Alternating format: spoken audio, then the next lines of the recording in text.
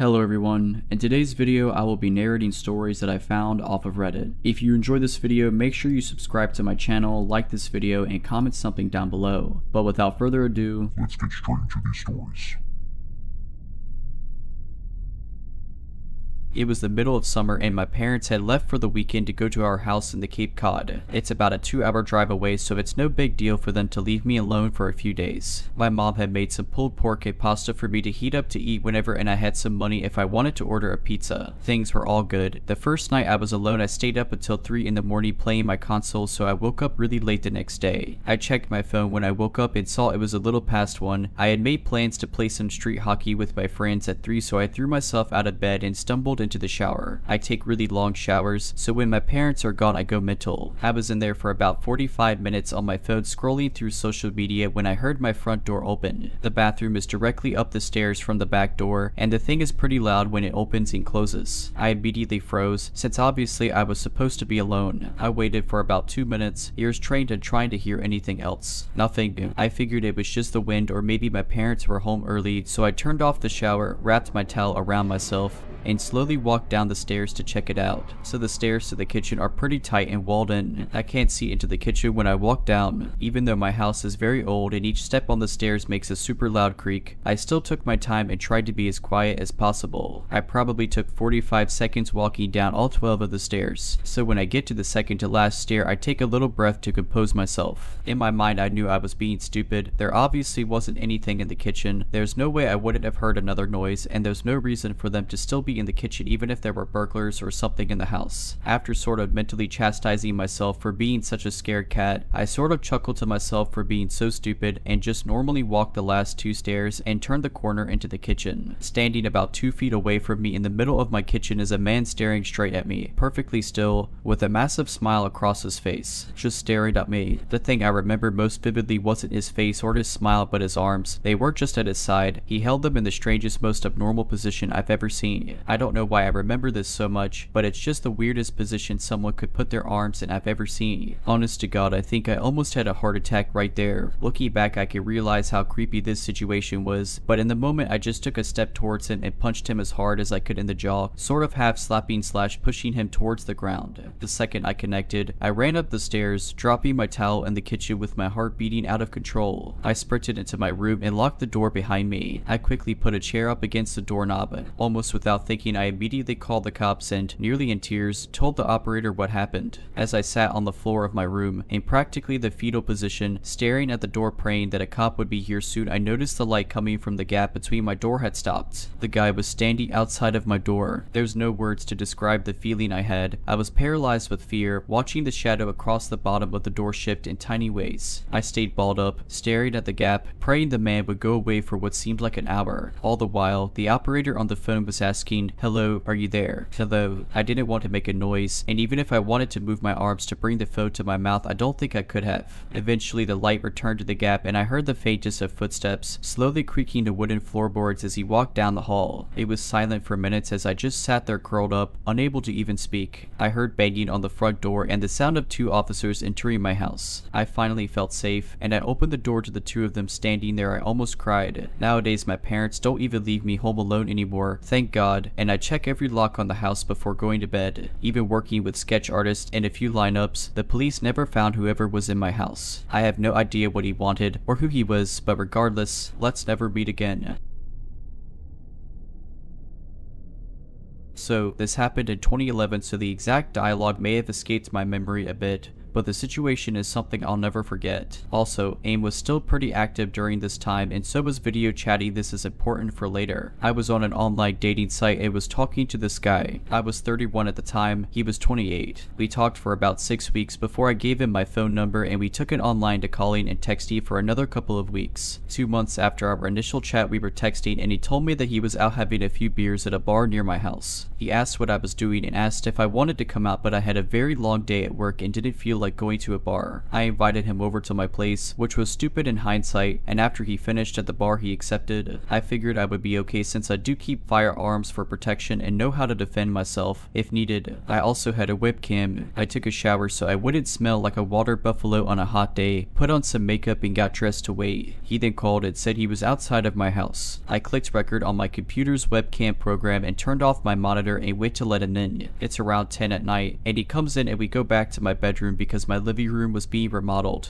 We're sitting on the bed chatting for about an hour, talking about everything under the sun. The conversation flowed. He was very handsome and so easy to be comfortable with. We got on the subject of firearms and I showed him mine. About 15 minutes later he asks for some water, so I go to the kitchen to get him a bottle. When I came back, he said he got a phone call and had to leave. After he left, I looked on my nightstand where I put the firearm down after showing him and noticed that it was gone. I looked everywhere for it, thinking I had put it down somewhere else. Nope, not there. I then played back the recording from my webcam program and sure enough, it shows him grabbing it and putting it in his hoodie. I was terrified at that point. He knew where I lived, he had my firearm, and he left his phone on my bed. Right then his phone rings and I answer it. Come to find out, he's married. His wife was calling him wondering where he was. I told her everything, including the fact that he stole my firearm and I had video evidence and was calling the police on him. Next thing I know, he's banging on my door, my firearm in his hand, asking me for his phone. The conversation went like this: him, I need my phone, give me my phone. Lee, not opening the door but yelling through the window, take the magazine out of my gun, empty the chamber, throw the magazine into the bushes, the one in the chamber across the road, and put it on the ground. Him, no, give me my phone. Lee, I'm on the phone with your wife at the moment and I have you on video stealing from me. I put his wife on speaker. Wife, a whole bunch of expletives. He gets shocked, runs and gets in his car, then comes back, telling me he threw my gun in the ditch. At this point, I make him empty his pockets, take his pants off, take his hoodie off, and show me that he doesn't have my gun on him. All the while, his wife is on the phone and I go outside and get in his car in the driver's seat and tell him to take me to where he threw my gun. He proceeds to tell me that I don't know how hard it is for him, being a felon, not being allowed to own a gun ever because of a mistake he made. The mistake, domestic violence with a gun. We get up the road. He tells me my gun is there in the ditch. Then I realize the situation I'm in. I can get out of the car and go get it, leaving him to do whatever to me if he chose. He was about 6'4" and I am 5'3", or I could make him go get it and take a chance of him seriously hurting me. I took that chance since I was on his phone with his wife and my phone with the police. He retrieves my gun, brings it back to the car, and I drive back to my house and wait on the police. I get out of the car and he gets in the driver's seat. I'm still on the phone with the police. I walk around the back of his car to get his license plate number and he just puts his car in reverse, hits me and takes off.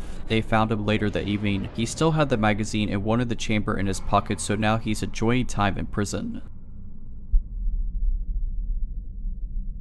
My mom's dog, Punky, was a very sweet, loving dog. She was an emotional support animal dog, but trained to be a service dog for post-traumatic stress disorder before she lost her leg. I had never seen her get aggressive with anyone in the entire 12 years she lived. She never growled or nipped anyone, and she had no sense of smell, so she loved all animals and people, a real gentle giant among our little terriers at 60 pounds. What I'm getting at here was that her barking at something and being aggressive was so wildly uncharacteristic that I only saw it once. I, an 11-year-old girl, was at home with my siblings who are 2 and 6, and my then stepdad is at work, and my mom ran up to the gas station to grab a pack of cigarettes. For reference, we lived in a 2-bedroom trailer in the middle of the woods on a dead-end road at the time, and you had to really make an effort to get down our road, find our house, navigate down our narrow driveway, and find the door. I'm sitting at the computer having a grand time watching videos when all of a sudden all of our dogs, about 2 Boston Terriers and 1 Chihuahua, perk up, bark a few times, and start investigating down the hall. My siblings were napping in the bedroom at the end of the hall at the time, so I figured they just stirred and scared the dogs. But then Punky sits up suddenly, stands up on the couch, and puffs her chest out. Her ears are perked up, her fur standing on end, her tail straight up, and then she barks. Loudly, I mean, the bark booms through the living room and echoes around, and all of a sudden she lunges off of the couch and goes tearing down the hallway. I'm already on edge because I don't think I've heard her bark, ever. She's a Basenji mix, so her bark is more of a baying sound, but this was a big, loud, alert bark. I stand up and go to look down the hallway, ready to fight off what I'm assuming is a shadow monster in the hallway based on how the dogs are acting. But then I hear it. Knock, knock, knock. We didn't get visitors because of how weird our house was location-wise, so my 11-year-old mind had no clue what to do here. The only people who showed up were family, and they didn't knock, so I slowly walked towards the door. The knock drew the attention of the dogs, and they came running back down the hallway, all except for Punky, and I felt better with with our 3 yappy dogs in the room with me, even if they were all the size of New York City sewer rats. I opened the door just a bit, and standing on our porch is the sketchiest man I think I've ever seen. I can still picture him perfectly. He was a really thin, taller man with dark hair and a sunken face, bags under his eyes, and this half-managed hair, sort of like he just gave it a quick brush and then figured it was good enough. Everything about him seemed just a little too thin, a little too shallow, and his clothes were all off too. They were nice, but fake nice, you know, like a clean, newer looking shirt and new jeans, but he had what looked like a suit jacket on. All his clothes were dark too, despite the fact that it was summer in Texas and the weather was definitely in the hundreds of degrees that day. He also had this plain, unlabeled bottle in his hand. It looked like the label had been covered up and taped over. I stare up at him in confusion because I definitely don't know this man, and I ask what he wants. He smiles at me in this way that's way too fake, like this exaggerated and forced grin, and he spoke in the same voice retail workers do. "Hey there, kid. I'm trying to sell this here carpet cleaner," and he shakes the bottle at me. "Mind if I come in to show you how good it works?" Alarms are going off in my head because he just seemed so off. Looking back with an adult perspective, the fact that he didn't ask if my parents were home was unnerving, because he probably knew they were, and that's why he was here in the first place. I should have told him to get off our property, that I'd have to go get my mom, something except what I did say, but I didn't. Instead, I just shook my head and said, "No, we don't have carpet. Well, it works on other things," and he took a big step towards the door and shook the bottle at me. I start to freak out and think to close the door, but the thing is, our front door didn't even lock, so that's basically useless. I'm sure there's something very wrong about to happen, and I'm terrified as I think about what to do in the few seconds I think I have before it does happen. When all of a sudden I hear it, Pucky had crept up from the hallway, lowered towards the ground with her teeth bared and snarling like she was feral. She had slobber just dripping from her mouth, her ears were down, and she was ready to pounce. The guy hears it too, and as I look towards Pucky, she tries to lunge past me, and I just barely catch her with my leg as she tries her hardest to duck past me and attack this guy. He freaks out and runs off the porch without another word, booking it down the driveway as I let Pucky out along with the rest of our dogs, and they start chasing him. Our small dogs chase him down the driveway and stop about halfway, barking and jumping about, but Pucky stops just on the porch and watches him with her ears perked, just staring in the distance until he disappears. I swear I saw someone join up with him running when he got onto the road. The second he disappeared, Pucky's entire body language changed and she went back to being the sweet dog I knew, no barking or growling, just laying around, mouth and throat covered in slobber still. I realize my siblings are still down the call and run to check on them, and when I get to the bedroom, my siblings were sleeping soundly still, but the bedroom window was wide open, the curtains pushed all to one side, and the items on the dresser in front of the window all shoved around. Someone had tried to climb through the window, no doubt in my mind about it. From what I can gather, the bedroom window was visible from the couch where Pucky was sleeping, so I think someone was trying to climb through the window before Pucky went after them and scared them off, and the man at the door was meant to distract me. They definitely didn't expect Pucky, a bigger dog, because most of the time she was with my mom inside while her small dogs were the ones that saw public eye more often. I don't know what they intended to do, but after my mom got home, she took all of us to my aunt's house, and on our way there we saw the men walking up someone else's driveway. Men plural, because we watched a second one split off to wait by the road. So, to the 2 men apparently going door to door to sell their unlabeled carpet cleaner, I'd really rather not meet again. At the time this happened, I was a 13-year-old girl, so this happened 2 years ago and I was fairly naive. I was a major introvert and only friends with a few people in my class. I wanted to be social, but I preferred to be alone and read or write. Classic nerd things. In early November, I got a text on my phone that was from a few classmates whose phone numbers I had and around 1 or 2 I couldn't recognize. It was a group chat, asking if we wanted to hang out at night near a park at our school. My parents, being strict and paranoid, would never let me go. Luckily, or what I thought was luck, they were heading out for an overnight trip. They would be back around 4 in the morning, and everything fell into place. Once my parents left around at about 8, I ran out the door and made my way to the park. The one thing I made sure to do was lock the door. My parents were paranoid after all, and it was their biggest thing that they engraved into me. Once I arrived at the park, I noticed a creepy figure near the edge of the woods. No one else seemed to notice it. I didn't mention it though to anybody else there. The night drew on and on. I was having the time of my life, ignoring the gut feeling I had telling me to run. Every so often often I would look over my shoulder and the man would still be standing there. Around 9:45, 4 out of the 10 people there had to leave due to their curfew. It was getting cold and was nearly pitch black with a few street lights every so often. The rest of us decided to go as well since it felt more eerie and quiet. The place we were hanging out at was a field that was fenced in with a few exits and entrances. A large wide field with a small park in the back and our giant middle school behind us. The front of the field faced the empty road and the right and left sides were surrounded by forest. All of the people left were getting picked up by cars, meaning that they went the opposite way of the road since that's where the parking lot was. The man stood by the right forest/road exit that I needed to take to get home. I walked away from my group.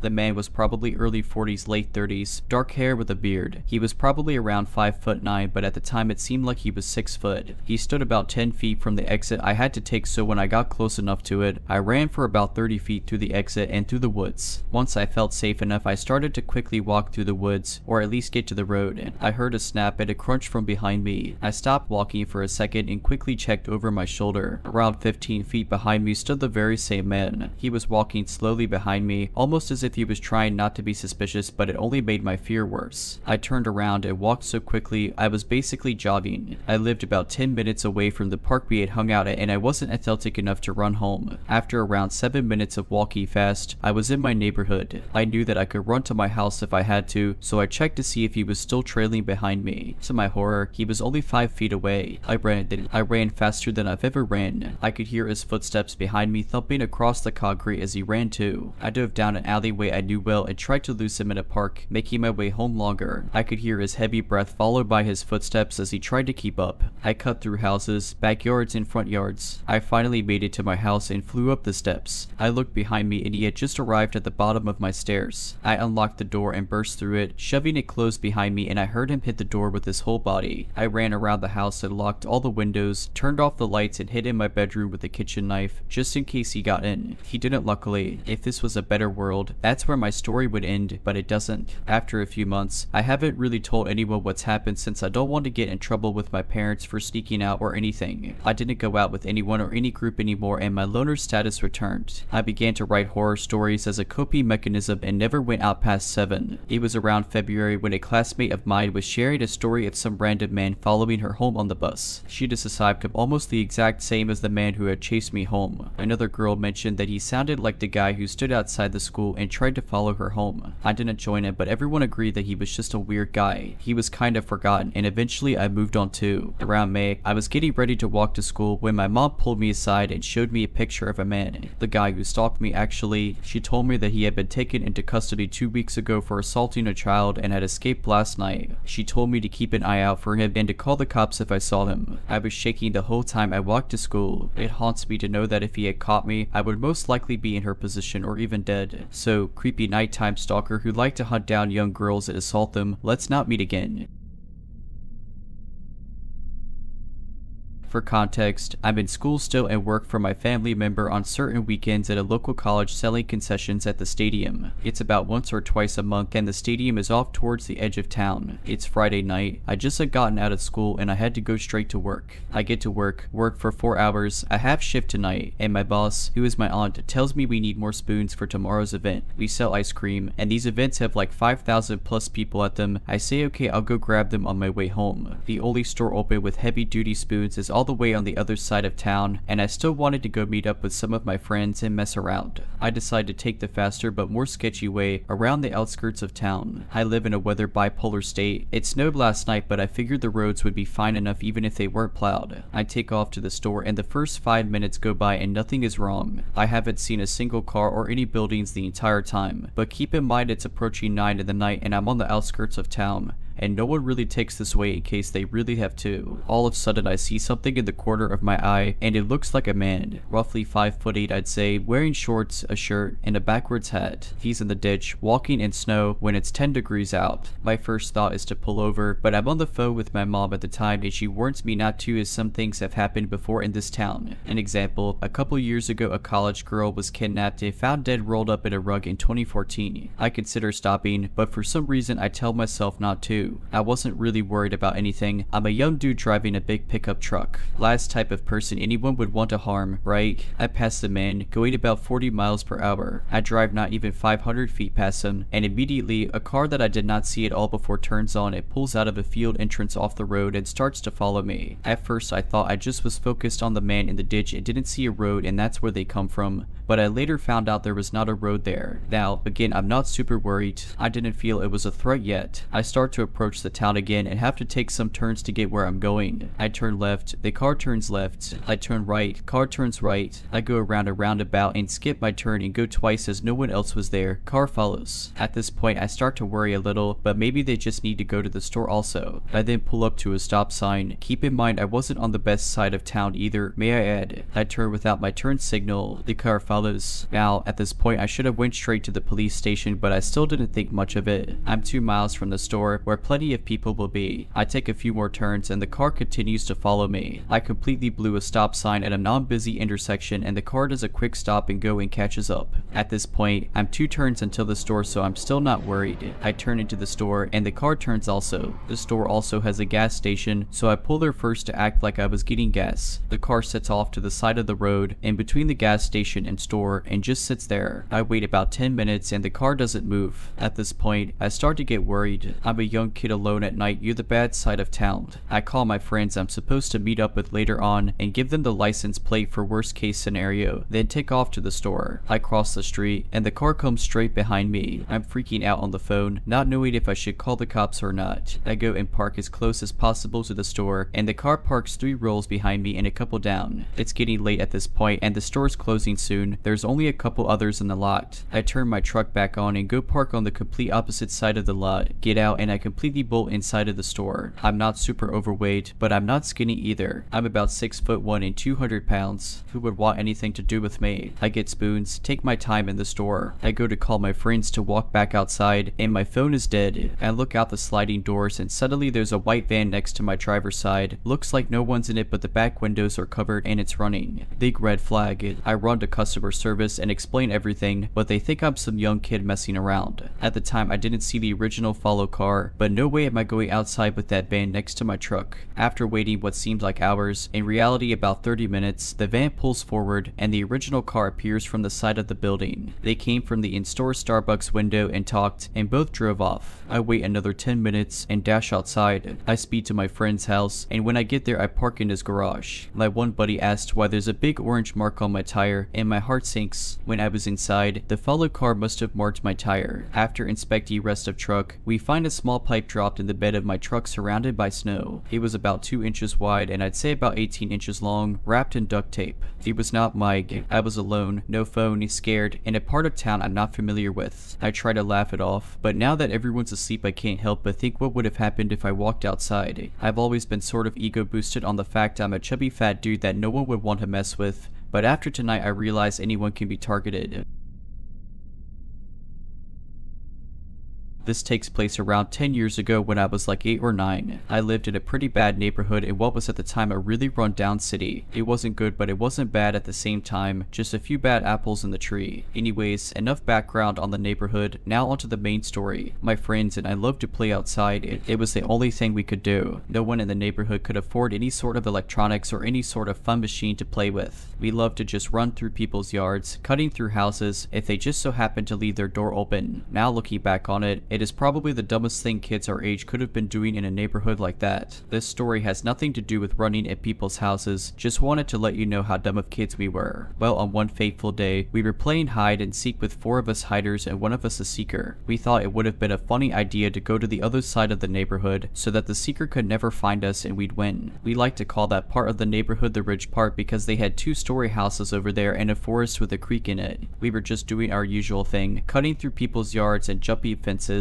when we heard the loudest scream maybe 4 or 5 houses down. After hopping off the fence that we had just jumped, we all stopped and looked around wondering where it came from. I noticed that one of our hiders weren't with us anymore. 3 of us left. "Where's the sec?" I exclaimed. We heard the scream again. I pointed towards where the sound came from and we all jumped back over the fence we just jumped from and ran towards the scream. When we thought we got to the spot where the screaming was coming from, there was nothing there but an empty plot of land in the forest. We all started to get scared. Did I say get lost in the forest? Did he get taken back there? Then we heard the scream again. It was definitely Isaac. I decided to be the man of all the other 8-year-olds and go into the forest to make sure Isaac was okay. As I started my way into the trees, I did one last look at my friends and saw how horrified their faces were. I knew at the moment that I was definitely the only one that could go down into the forest. Making my way in, I could feel all the heat in my body fading and some sort of dread starting to take over. As I walked further and it started getting darker and harder to see, I was whisper yelling my friend's name. He responded in the most shaken up voice down here. Be quiet. I finally got to him and asked him what happened. He told me this story of how he got tired of running and decided to take a break on the curb to catch his breath, and that instead of being out in the open and risking the chance of being caught, he decided to go into the woods and hide. He said that after like 5 minutes after he sat down he heard talking, nothing that he could make out, just random nonsense. He looked around to see a man in a black hoodie hiding behind a tree on the other side of the creek staring at him. But the man took off before my friend could even get up to run away, and this is where he said he started screaming at the top of his lungs and hid somewhere else in the forest, which is where both of us are now hiding. And I kid you not, as soon as he told me this, we heard a twig snap.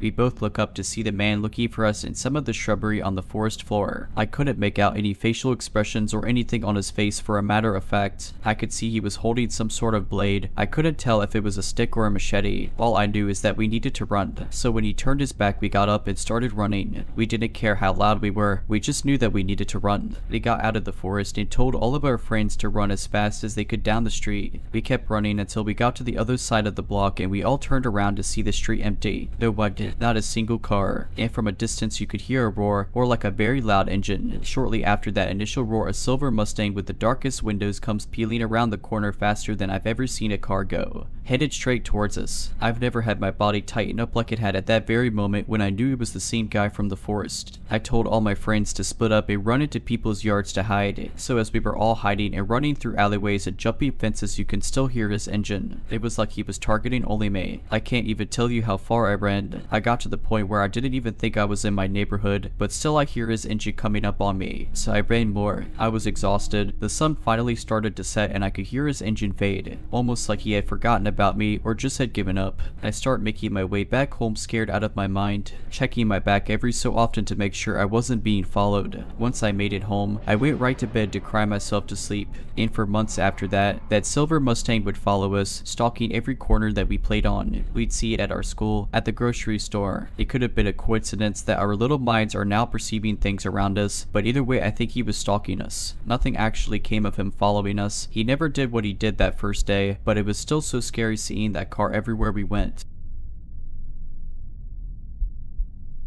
This happened to be last summer. I'm a 20-year-old woman. I went to the thrift store with my boyfriend who is 20 years old, and as we were heading back home, I suggested we pick up some sushi for dinner at our nearby grocery store. As my boyfriend works night shifts, he was already feeling tired and suggested that I go to the grocery store while he goes back home. We live in the busy part of our city where the mall, library, city hall, restaurants, and major stores are. They're all a couple of minutes away from our home. Not to mention, I live in a relatively safe city with little crime, so I was more than alright with going by myself. Now, I truly wish I hadn't. As we parted ways, I was walking through the parking lot of the grocery store when a stocky man, about 6'5", probably in his early to mid-40s, approached me. With a wide smile and wider eyes, he said, "Wow, you are stunning." I simply thanked him and tried walking away. He cut me off, saying, "I have never seen someone as beautiful as you before." I was immediately filled with dread. I looked back, hoping my boyfriend was still in sight. No luck. I was starting to feel cautious. Not to mention, with his eyes and smile, he honestly reminded me of a buffer Art the Clown from Terrifier, minus the clown costume and lack of talking. The man roped me into a one-sided conversation, asking me my name and how old I was. I gave him a fake name and told him I was Nati. He laughed and said, unnaturally excitedly, "That's good. That means you're a true woman now." My boyfriend later told me I should have lied and said I was under 18, as this may have made the man not interested. From the red flags I got from the man, I seriously doubt that. He then stuck his phone out, asking for my number. I refused, saying I had a boyfriend, and "I just want to talk to you." I repeated that I had a boyfriend. It was unnerving how his smile never wavered, despite showing that I wasn't interested, like he wasn't understanding, or he just didn't care. He sounded confused, but still grinning. He stepped towards me and asked, "So you don't want to cheat on your boyfriend?" As if to say, "What do you mean you don't want to go out with a scary man that's double your age?" Speechless, I stepped back and gave pleading looks to the people walking in and out of the grocery store. After the last time I refused, his smile suddenly dropped while he placed his hand on my back, saying in a now cold, firm tone, "Come on, I have a nice car I can drive you around in. Let's check out one of these restaurants." Seeing a person's entire demeanor change with the flip of a switch was something I only saw in movies/television shows, and seeing it in this situation terrified me. Going into panic mode, I somehow found the courage to push myself off of them and almost shouted, "Sorry, I really have to go buy my groceries." Noticing that people were staring at us, his sick smile reappeared and said with a low voice, "Alright then, I'll see you later, insert the fake name I gave here." I practically ran into the grocery store with so much relief. I glanced back, hoping to see him get in his car to try getting his license plate number, only to see the man just standing in the middle of the parking lot, leering at me. I called my boyfriend in the store, but it kept going to voicemail. I figured he was sleeping, and I was seriously scared to walk back home. I managed to calm myself down in the store, figuring the man must have been long gone. Yet, I was on high alert the entire walk home. It was starting to get dark, but I figured if I just stayed cautious and walked quickly I would be fine. I couldn't be more wrong. When I was approaching the crosswalk that led to my street, I heard a car pulling up to the sidewalk, followed by a sickeningly familiar voice barking, "Hey, hi, hey, hi." My heart dropped into my stomach. I glanced sideways at the car. With his unmistakable, now malicious looking grin plastered on his face, the man's upper body was leaning out of his car window as if he was trying to reach out to me. He tauntingly called out, "So where's your boyfriend?" While cackling, I figured it was best not to acknowledge the man. My mind racing while trying to appear composed, I knew I couldn't lead him to my house, and turning back to go to the mall or stores may have given away that I was terrified and trying to escape. Bless whoever designed my neighborhood, as the city's center was conveniently right next to my complex. I ignored him and casually crossed the street, quickening my pace as I headed into the center. I tried not to look back, scared that I would see the man running up on me with his wide grin, but I made it to the center and finally looked behind me. I assumed the man would have followed me in or waited for me in his car. Instead, he sped away down a street opposite from my house. With so much relief, I called my boyfriend, who woke up to my call. I was on the verge of breaking down, but managed to fill him in on everything. He rushed to the center, and after he helped me calm down, we walked home. My boyfriend asked if I got the man's license plate number, to which I felt like an idiot. Not only was it too dark, but I was too consumed with fear for my own life that it didn't even cross my mind at the time. At the very least, I called the police, giving them a description of the man and the make and model of his car. They said they would do what they could, but I haven't heard back from them. I haven't seen that man since, not in person at least. At the same time, I feel so grateful that the man never found out where I live. But for all I know, he could be lurking around, trying to harm other women like he tried to that night he almost trailed me home. For mine, and the women in my city's sake, I hope I don't have to find out. If you're liking this video, all I ask is that you make sure to subscribe to my channel and like this video. Thank you.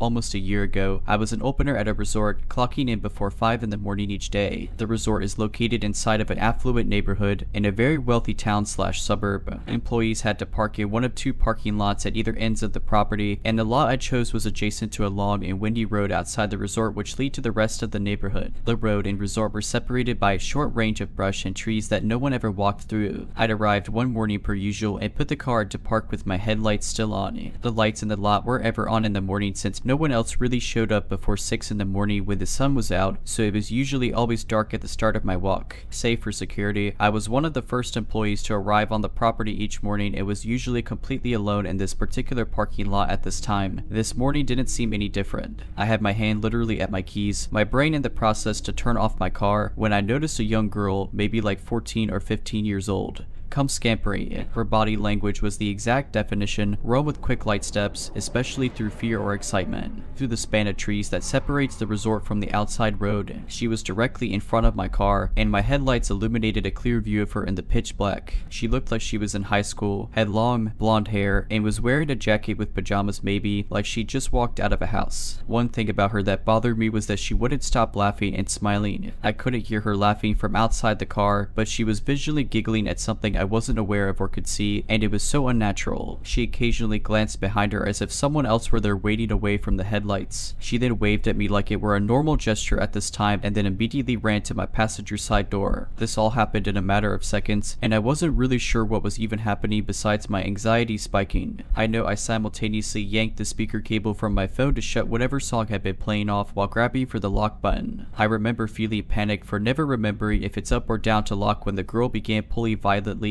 and incessantly on the door handle on the passenger side. I realized because I didn't turn my car off, it had stayed locked. She began pounding on the window, and I was screaming at the top of my lungs for her to leave before pressing on my horn. I could see her laughing outside like this were some type of game, as if I were a silly friend not letting her in as a joke. After a few seconds, she stopped the pounding and trying to open my car door. Her face fell flat like I disappointed her, and she started to walk away from my car back the way she came. She waved at me again before squeezing through the trees, out of the view of my headlights. This whole encounter confused me almost as much as it scared me. Most people I told the story to just chalked it up to her being on drugs, but that narrative hasn't felt right to me despite her behavior. Maybe she was just being an extremely out of touch teenager whose parents need a firmer grip on her. I didn't call the police, and I regret that. I'll never get out of my brain though how off the feeling was watching a stranger, seemingly alone, pop out from the trees in the darkness laughing, and then try to violently enter your car in an empty parking lot. I do think the possibility of someone else being present the whole time is a lot more scary, and I wonder who else was there and where exactly.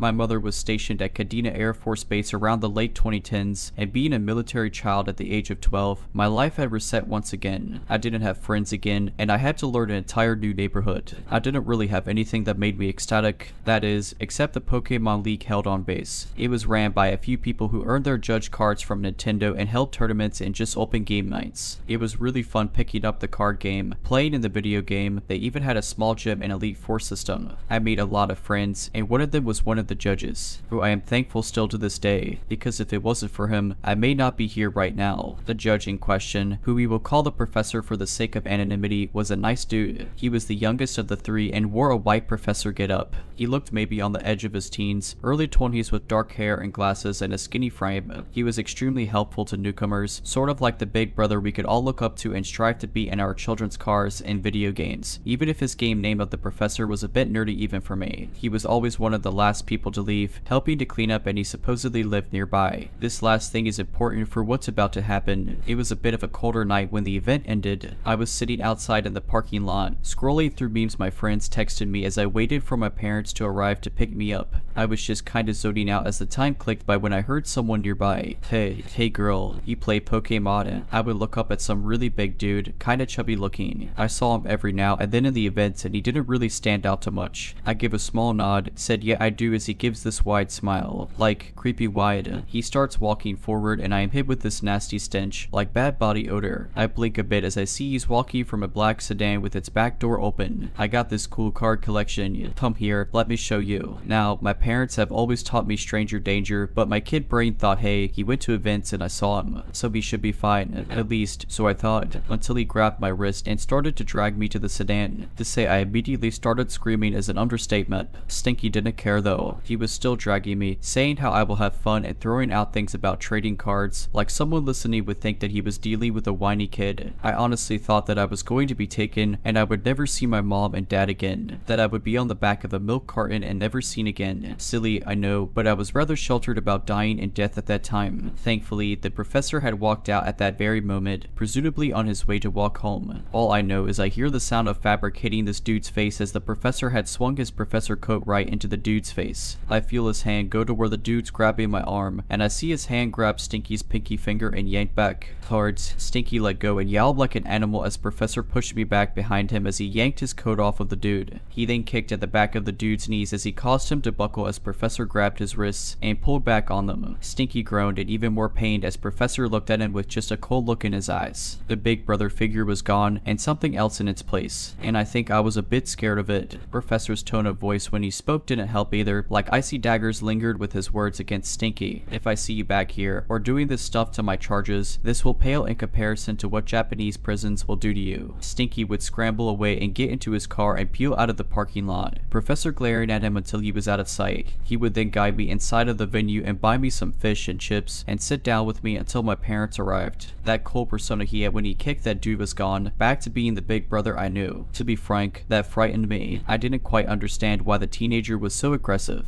I only later learned that the professor was a black belt who taught kids how to defend themselves with his mother at the local activity center. I suspect he had something of a protective persona or something in his own life led him to act in such a way. He explained the situation to my folks when they arrived. I wasn't allowed to go to the events and leak as much as I used to, but did from time to time. The professor was still his normal self at the events and helping people, but he would stop coming to the events a year afterwards, his license having expired and his father moving out of the country soon. Reaching about the same age as he was, and with a little sibling on my own, I sympathized with how, for a brief moment, he became something terrifying just to make sure I was safe. Oh, and as for Stinky, he never showed up to the events and he was either banned or just scared of the professor. I wish the professor a good life and I hope he is doing well. As for the Stinky guy, I wish that we never meet ever again.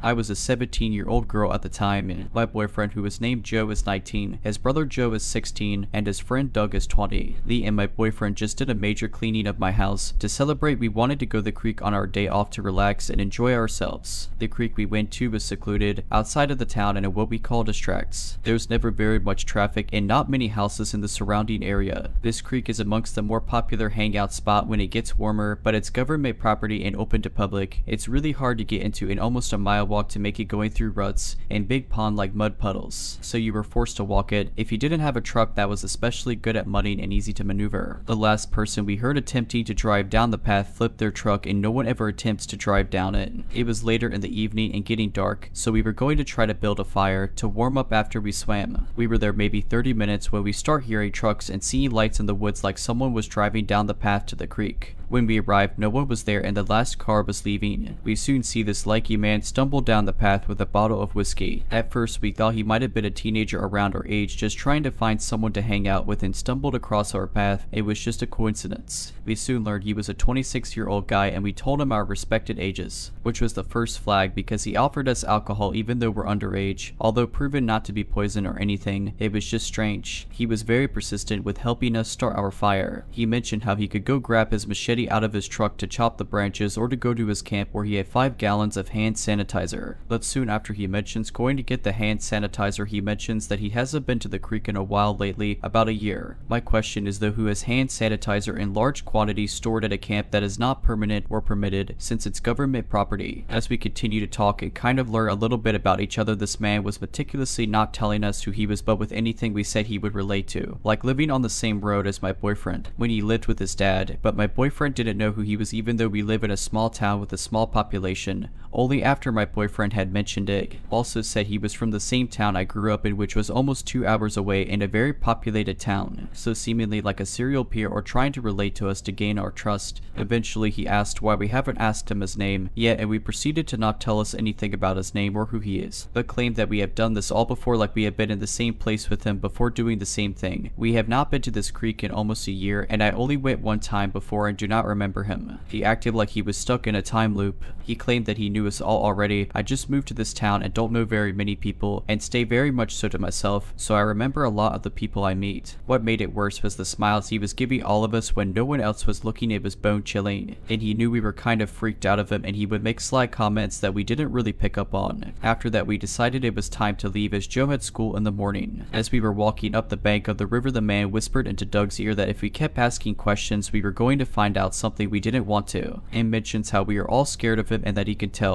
and tries to more sarcastically defend himself, seemingly making it worse because we could sense the danger. This man persisted that we get in the truck and ride with him, and when we denied he wanted us to sit on the tailgate, which we denied again, he wanted to have us walk in front of the truck so we could use the headlights to see. We eventually convinced him that we would walk behind, and he said he would go walking speed and let us keep up. He then starts making my boyfriend help him jump his newer model truck at the time that was beat up. We finally get the truck going, and Joe at this point is shaky with me and starts getting noticeable uncomfortable when the man starts making persistent remarks about how he should get in the truck with him and ride so he didn't have to walk. We didn't allow him to get in the truck and the man stopped asking. After that we start walking at a slow lurch, not seeming to look away from him through his back glass. When a bigger mud puddle comes up, he stopped and told us to back away from the truck and turn around, like he didn't want us to get covered in mud, but said it in a remarkably weird name that set off about 100 buzzers in my brain. I personally didn't look away from the truck, not even a second, and when the truck was far enough away where it was slinging mud, we went back to following. At that point he is driving faster, so we are having to use flashlights to keep going to catch back up. He stopped and let us keep up and then sped off again to where he would wait until we were about vision distance away and skirted out to the road. We still had about a 5-minute walk, extremely anxious because we didn't know if there were people with him waiting for us to make it to the car. We made it to the car and not seeing a trace of the guy or his truck and quickly get into the car to leave. As we are pulling out to leave, we see the dude seemingly been parked at the bridge waiting for us to leave. He then followed us down the road and we eventually lost him and all made it home safely. We still don't know his intentions were for that night and nobody else knows who he is, and I can't seem to find him online. And the only other information I know of him is that he is known to creep around town and tries to hang out with other teenagers in town. Whether or not he was harmless but drunk and coming of wrong, or an escapee from a mental institution, I hope me or anyone else ever have to cross paths with him again. We will no longer be going to the creek after dark or back to that creek in general. If you're liking this video, all I ask is that you make sure to subscribe to my channel and like this video. Thank you. When this took place, I, a 20-year-old woman at the time, was finishing my degree in the city and working as a casual receptionist at a firm. One of the employees, Nick, told me one day that one of his clients, who he said was a stand-up guy, thought I was very cute and wanted to see if I would be okay to give him my number. We went to dinner and he was charming enough. He was in the medical field and was about 7 years older, but I didn't mind as my own parents had a similar age gap between them. We talked about my studies and he told me he thought my rather run-of-the-mill family life was amazing because his life was so different. He was adopted as a baby and his father was abusive. When he was 15, his mother left and he never saw her after that. He was kicked out at 18 and ended up in a terrible car accident in his early 20s. For a long time, he stayed at a relative's house and worked to support himself. Yeah, a heavy conversation on the first date, but all I felt was this overwhelming no-eyed compassion for this poor human who had been through so much. He seemed nice, was smart, handsome, and though he was just a touch too serious, given his life I figured that was understandable. We ended up dating, but by about the 3rd week, things started feeling a bit weird. He refused to introduce me to any of his friends because his last ex had left him for a friend. He also hated that I had male friends because of the same reason, and he would insist on reading any texts I sent or received from them. I made excuses in my head for him like, people need to heal, or sometimes they need a crutch before they learn to trust, or well, it's not like I have anything to hide. He started being critical of the way I spoke or acted and dressed. He was also super insistent we move in together, but I felt it was way too soon. In arguments, sometimes he would get a weird look in his eyes that made me feel unsettled, and I once tried to break the tension by half joking, "You look like you want to hit me," to which he responded, "I wouldn't bother if it came to that. I would just kill you." I was so shocked I didn't even react to that until days later. Recounting it, red flags everywhere, but though it might be hard to believe, I was actually convinced I was falling in love with him. Most of the time he was perfect, until he wasn't, but he would explain that was only because he had so many issues from his past, and I would believe him. Then one day, I told him what I thought was a funny story about a random guy in my class who asked for my number. This guy had asked under the guise of getting notes for classes he'd missed, but I only offered my college email address, explaining that I had a boyfriend. Hilariously, as soon as class ended, I saw this guy annoyedly throwing the paper I wrote my email on in the bin on his way out of the lecture hall. I expected my boyfriend to laugh, but he lost it. He accused me of leading the guy on, accused me of wanting to cheat. I was furious because I knew I had done nothing wrong. When he angrily threw a mug at the wall which shattered, the whole argument came to an abrupt halt. I was scared and angry, so I grabbed my bag and bolted out of his apartment. I thought he would stop me, but he didn't. I went home, cried about it to my cousin, who is 30 and who I was living with, and assumed it was over. Days passed and I hear nothing from him, and within those days I started questioning everything. Suddenly it was clear as day that this relationship was toxic and very unhealthy. Even if he did have a tough past, it wasn't my job to fix it, and it wasn't an excuse for the way he treated me. I was starting to accept that this was just a horrible near-miss miss and get over it when he texted me, groveled apologies and how much he missed me, and I made the mistake of responding. He called and I picked up, but it was because I wanted to tell him I still thought it wasn't going to work out. He cried, yelled at me, asked me how I could do this to him when I knew that everyone he loved in his life had abandoned him, and how could I do the same? He told me he would never be able to love again and that it was all my fault. I had broken him. He told me that he had given me everything, but I was leaving over such a small argument. Then he apologized and told me he was trying to change and to give him another chance. I was bawling my eyes out. I felt like the worst human in the world, but I held tight to saying that it was best we moved on and that I was sorry. He ended the call by telling him I had ruined his life. Nothing happened for a while except for texts here and there where my ex would apologize, tell me he missed me, explain that he realized he made so many mistakes, stuff like that. I would tell my cousin who I was living with about him, and she would firmly tell me to not respond. She was sure it would stop eventually. One day I finished work as usual and headed to the station. It was a busy day and the streets were scattered with other people. As I walked I had this weird urge to look behind me, and when I did I saw my ex. There was a little distance behind between me and him, but when I saw him, our eyes locked. He looked different, a bit out of it, and I thought maybe he was drunk. I decided I would deal with him at the train station as it was always crowded and I wanted to talk to him only in a place where there were lots of people. I figured the yelling and crying would not be as intense that way. When I reached the station, I stopped and waited for him to catch up to me. He stopped about 2 feet away and I expected him to start apologizing again, but he said nothing. He just stared at me. Awkward seconds passed and I said, "Look, but that's all I got out," because his arm moved slightly as he took his hand half out of his pocket and I saw he was holding a very small knife. I froze and vaguely remember thinking that I wanted to run, but it was like my brain and body shut down. I can only describe it as if there was a fog in my brain and I just couldn't move for what felt like ages. I just stared at him and I still remember how his eyes just looked so blank. I don't know how long that lasted, but then without saying anything, he turned and left. Nobody else had noticed. I remember numbly getting on the train. I started second guessing if that even happened. Hindsight tells me I was in shock. As soon as I got home though, I burst into tears. My cousin calmed me down and helped me call the police. In the end, the security cameras were placed in a spot that could clearly show that he had a weapon, so the police couldn't do much. Thankfully, I didn't see my ex again. I ended up quitting my job, changing my number, and eventually moved away to another city. To my ex, let's never ever meet. To the guy who asked for my number in class, thank you. You might have saved my life and definitely changed it.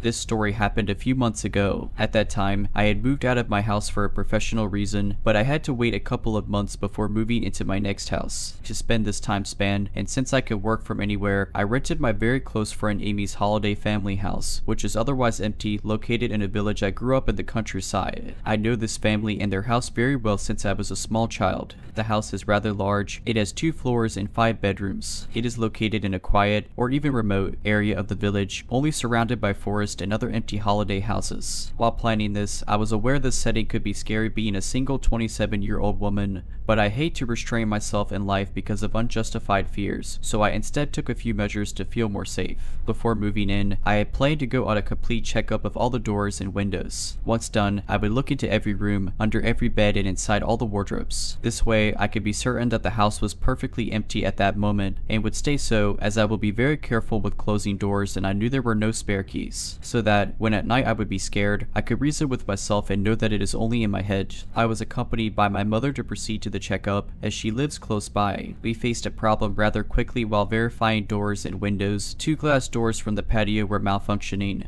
and one could just slide them open. The layout of the 2 doors was the following. One was looking towards the garden, the second one was between the patio and the rest of the house. This meant someone could not only get inside the patio from outside, but also in the rest of the house. After this discovery, I called my friend Amy and we agreed I would find a locksmith. Amy's family's financial situation isn't at its peak, so depending on the price, either only the door leading to the garden, either both doors would get fixed. But the price was reasonable, thus the locksmith lady could change both locks. The patio was then perfectly sealed. However, according to her, the glass door leading to the garden was weak and one could easily open it if motivated. But since the glass door between the patio and the rest of the house was safe, I did not mind that remark. One could have as much fun as they pleased in that patio as long as I was safe in my house. After that, in a successful second checkup, I was happy to move in. The first days were a bit scary, but since I was careful with doors and the house's surroundings were so peaceful and lovely, it quickly became bliss to live there. I was heating myself with the fireplace, eating good food, breathing fresh air. I felt very free and happy, only I had to notice a small odd detail in the very first days. A third glass door was not locking anymore. I got very surprised since I checked so carefully every single door during my checkup. This third door was right next to the one I got repaired, between the patio and the house. So this meant that the patio was not perfectly sealed anymore, but fine, I thought. All the doors leading to the outside were still locked, so no need to worry. I quickly moved on since I felt so happy there. I did not want any useless fear to bother me. I came to the conclusion I must have missed it, and I was a bit ashamed that I got Amy's family to spend money on 2 locks whereas it should have been 3, because of my carelessness. After 2 wonderful months living a dream, mostly on my own, since all my childhood friends moved out from the village, a friend came to visit me. We spent some time outside, and we had a drink at my place before I drove him back to his village, about an hour away. While we were leaving my house, he even emphasized how meticulous I was with closing all the shutters behind ourselves. I told him it was key for me to feel so good in there. I was back home at around 10 at night. I entered my perfectly sealed house and locked the door behind myself. While turning the key, out of the blue, sudden and intense goosebumps ran all over my scalp. I had never experienced such a feeling, and I was not even aware that the human body could get goosebumps onto the scalp. With that came a very instinctive feeling of danger and being on my guard. I felt all of this so intensely that I was not able to not ignore it, yet I knew that my house was kept perfectly closed. So I stayed cautious, but I walked through the entrance and came into the kitchen. Here, on the floor, was laying a rectangular plastic bag. It was small and blue on the orange floor. I was surprised. I recognized it being a plastic bag to be filled with water to make ice cubes. It had nothing to do here. I had already seen these bags earlier. Once I was looking for freezer bags to put my food, and I mistook them. I knew they were stored at a drawer at the very other side of the kitchen, and I knew we did not use them, nor anything from that drawer, with my friend earlier. This uncanny discovery confirmed my gut feeling, and I began to feel very uneasy. I sent a picture to my friend asking if he had touched or used these. He said no. I grabbed a knife and I started walking in the living room. Usually, whenever I would feel afraid in this house, I would go on a little checkup tour in every room to reassure myself. That is what I had in mind at that moment, but this gut feeling was literally forbidding my body to do so. Instead, it walked me out of the house. I drove to my mother's place and slept there. A few days after, during a sunny afternoon, my mother and I came back and did a checkup thoroughly. Nothing was missing, nor broken, and no one was there. Everything stayed exactly as I had left it. With such evidence, I came to the conclusion it must have been my friend who, by accident, took those bags and forgot about it. Then they must have fallen on the floor while I opened the door or something like that. I came back in and kept living a dream in this beautiful place for another month after that. Then something else happened. For a few days, I had been hearing unusual noises which began to scare me, so I decided it was time for a checkup. It was around 9 at night. I began going in every room, looking under every bed. Downstairs, all clear. I walked upstairs, opened the first bedroom, and surprise, the light was on. This caused me a small flinch. I never go to these rooms upstairs and they remain closed all the time. Nevertheless, I walked towards the wardrobe, but before opening it, I get a second flinch as an unknown object is now laying on top of the furniture. I open it, nobody. I close it, and I look at the object. It is an elongated black fabric sheath, rather big, with a hook to carry it on a belt. A terrifying idea crosses my mind that it may be a knife sheath, but I brush it off, as I don't need my imagination to get crazy in such a situation. I finished my checkup, but despite nobody being found, I could not help but feeling weird about the sheath and the light. I went to sleep at my mother's place that night too. The day after, I checked with my friend Amy. No family member came into the house while I was away, nor did they recognize this object as belonging to any of them. I dropped it at the police station, and according to them, it is likely a hunting knife sheath indeed. Then, I started thinking again at the patio's third door. It had been coming in my mind for some weeks, but I had been dismissing the idea to avoid unnecessary fear. Reflecting back at my thorough entrance checkup, it is very unlikely that I would have missed a door. As well, the locksmith had changed the lock of the door right next to this one, and even stared at it to see how a well-functioning lock looked like. With Amy, we had first imagined that an old Airbnb tenant could have made a copy of the keys and the locks had to be changed. But more and more I was sure the person was coming in the house from the patio. Another locksmith came and looked at the third door's lock. She said, oh yes indeed. The lock part screwed on the door frame, where the lock embeds itself, had been screwed off. She also checked the door leading to the garden, and her colleague had pointed out as easy to open. She said that's obvious, meaning in her laconic way there was very little chance for all that to be a coincidence. I left the house for good after that. I believe a person had their little habits in this house, using the way I shut when I arrived, and they made sure to be able to reach inside the place despite my changes. Thinking that all this time I was living my life peacefully, reasoning with myself not to be scared, that the place was safe and locked, it actually was not. This story takes place in a very small town in the northeast region of the United States in the summer before I went off to college in 2015. After I graduated high school, my parents decided to move to a smaller, more affordable house about 40 minutes north into the mountains. We stayed in my childhood home because the public schools in my area were the best in the state, and my parents really valued my education. I ended up going off to an amazing university, and now I have an incredible career because of my excellent education. As most people in the United States know, amazing public education usually means higher property taxes. My parents got to the point where they could not afford the taxes on their 4,000 square foot home anymore and decided to sell it just after I graduated from high school. Their home is humble, and it sits on a beautiful piece of land on the side of a beautiful mountain. The trees are always so green, and there is a lot of wildlife around. They don't have many neighbors either, as their driveway is about 1.5 miles long, but this is what they chose to live in after I went off to college. In August of 2015, we moved into this new house. I wasn't planning on staying long as I was getting ready to head off to college as a freshman for the first time. We decided to have a little housewarming party with a bunch of family friends and my best friend at the time as well. My dad was manning the barbecue, my mom was making drinks, we were playing with our dogs. It was a grand time, and everyone had so much fun. My dad had built a brick fire pit in our backyard. Just to set the scene for you here, the fire pit was about 30 feet from our back patio door, and we had a picnic table and other seats all around. Behind the seating was the tree line. It was so dark sometimes at night, you needed a flashlight to see 10 feet in front of you. With the fire pit lit, you couldn't see someone unless they were either sitting next to you or across from you in front of the pit. My best friend decided to stay the night, and we asked my dad if we could make s'mores. As it was getting a little chilly as it does in the late summer in the northeast at night, my parents left us outside with my dog, Nino. Nino was a huge 100-pound black lab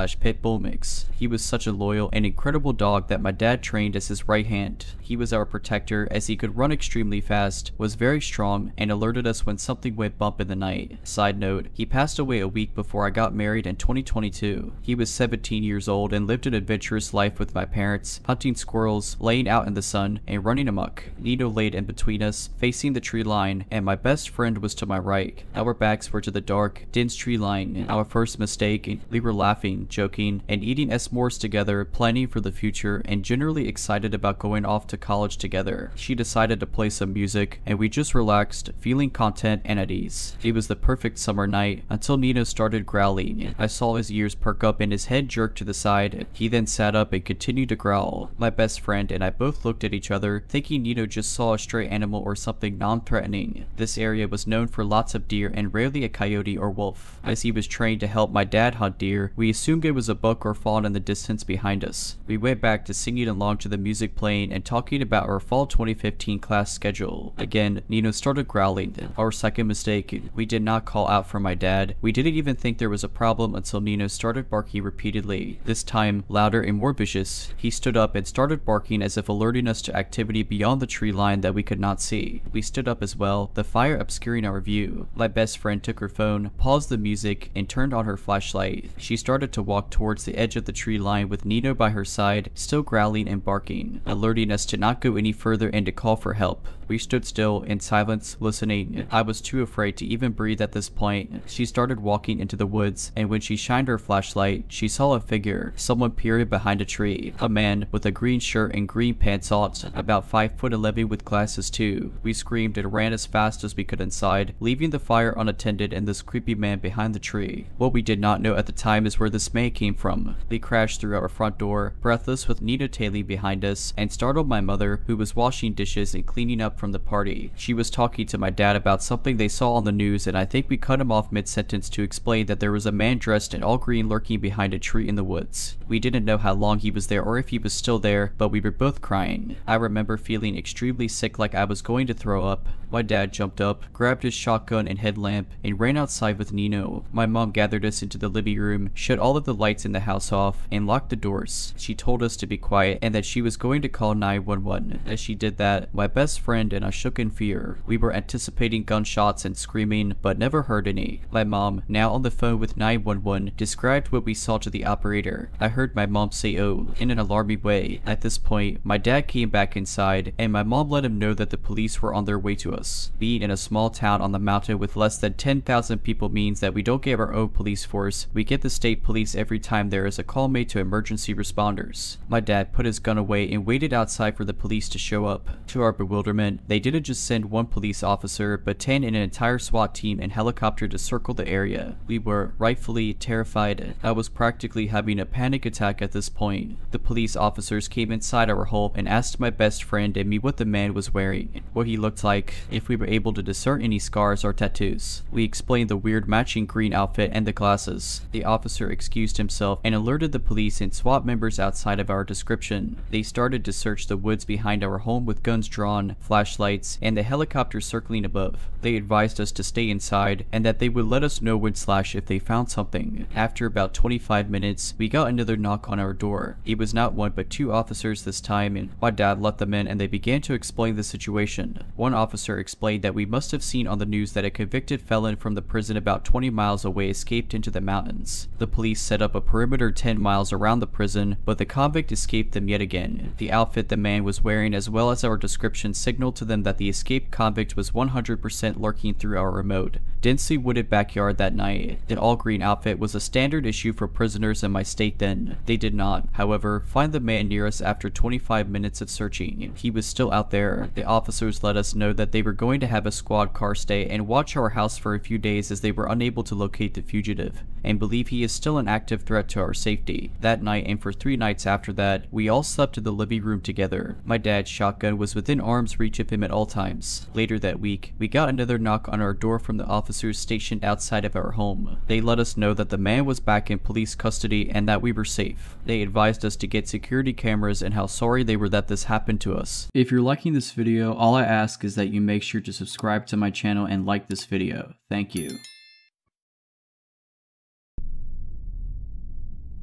I've always been an adventurer at heart. The thrill of discovering new places, especially those untouched by the modern world, has always been irresistible to me. This passion led me to explore many off the beaten path locations, but none was as haunting as the old road in the outskirts of my hometown. It was a road that everyone seemed to have forgotten about. Overgrown with weeds and barely visible, it was said to lead to an abandoned village that had been deserted for reasons no one could remember. Local legends spoke of strange occurrences, of people who ventured there and were never the same again, but I dismissed these as mere tales to keep curious kids away. One summer evening, armed with a backpack, a flashlight, and my camera, I decided to explore this forgotten road. The sun was setting, casting long shadows that danced with the gentle breeze. The chirping of crickets and the distant hoot of an owl were the only sounds accompanying me. As I walked further, the surroundings became eerier. The trees seemed denser, and a thick fog began to roll in, reducing visibility. But I pressed on, driven by curiosity. After what felt like hours, I stumbled upon the remnants of the abandoned village. Dilapidated houses,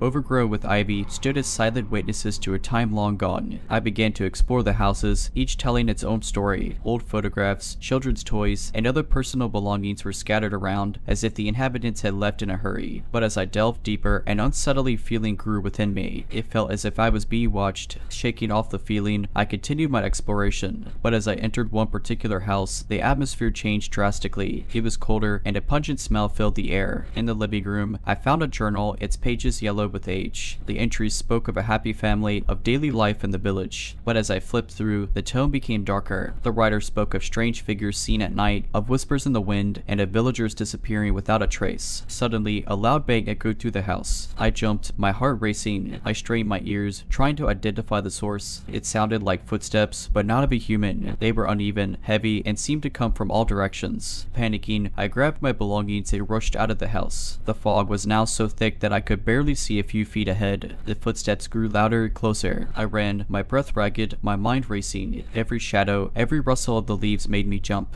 After what felt like an eternity, I saw the familiar outline of the main road. Relief washed over me as I sprinted towards it, but just as I was about to reach safety, a figure emerged from the fog. It was tall, with long, spindly limbs and glowing eyes. It stood there, watching me, its presence paralyzing me with fear. Mustering all my strength, I screamed and threw my flashlight at it. The figure recoiled, and I seized the opportunity to run. I didn't stop until I reached my car, parked at the beginning of the forgotten road. The weeks following my encounter were filled with paranoia. Every creak in my house, every unexpected knock on the door sent my heart racing. I became a recluse, avoiding social gatherings and staying indoors as much as possible. My friends and family grew concerned, but how could I explain the unexplainable? One evening, as I was trying to distract myself with a movie, there was a knock on my door. I froze, every fiber of my being screaming at me not to answer. But then I heard heard a familiar voice. It was Jake, my childhood friend, and relieved, I opened the door. Jake looked worried. "Hey, I've been trying to call you. Everyone's been talking about how you've changed since that trip to the old road. What happened?" I hesitated, then decided to tell him everything. As I recounted my experience, Jake's face grew pale. When I finished, he took a deep breath and said, "I've heard stories about that place, but I never believed them until now." He then shared a tale his grandmother had told him. The village, she said, was once a thriving community, but one day a stranger arrived. No one knew where he came from or what he wanted. He kept to himself, living on the outskirts of the village. But soon after his arrival, villagers began to disappear. Panic spread, and one by one, families left, leaving behind their belongings and memories. The stranger was rumored to be a practitioner of dark arts, seeking eternal life. He was said to have made a pact with malevolent forces, sacrificing the villagers in exchange for immortality. Over time, the village was forgotten, but the stranger, now a cursed entity, remained bound to the land. Jake's story sent shivers down my spine. It all made sense now. The journal, the footsteps, the figure with the glowing eyes, they were all pieces of a dark puzzle. Determined to find answers, Jake and I decided to visit his grandmother. She was a wise old woman, known for her knowledge of local legends. As we narrated my encounter, she listened intently, her face grave. When we finished, she spoke in a hushed tone. "The entity you encountered is bound to the village, but it can latch onto anyone who ventures there, following them, feeding off their fear." She then gave us a small amulet, claiming it had protective properties. "This might keep him at bay, but remember, such entities are cunning. Always be on your guard." Grateful, we left, the weight of the revelation heavy on our shoulders. I wore the amulet everywhere, and over time, the disturbances reduced. The footsteps grew fainter, and the overwhelming sense of dread began to wane. Months turned into years, and life returned to normal. But I never forgot that fateful night. The amulet became a constant companion, a silent guardian against the darkness. The old road and its sinister secrets remain, a chilling testament to the past. But one thing's for sure, some places, no matter how intriguing, are best left unexplored.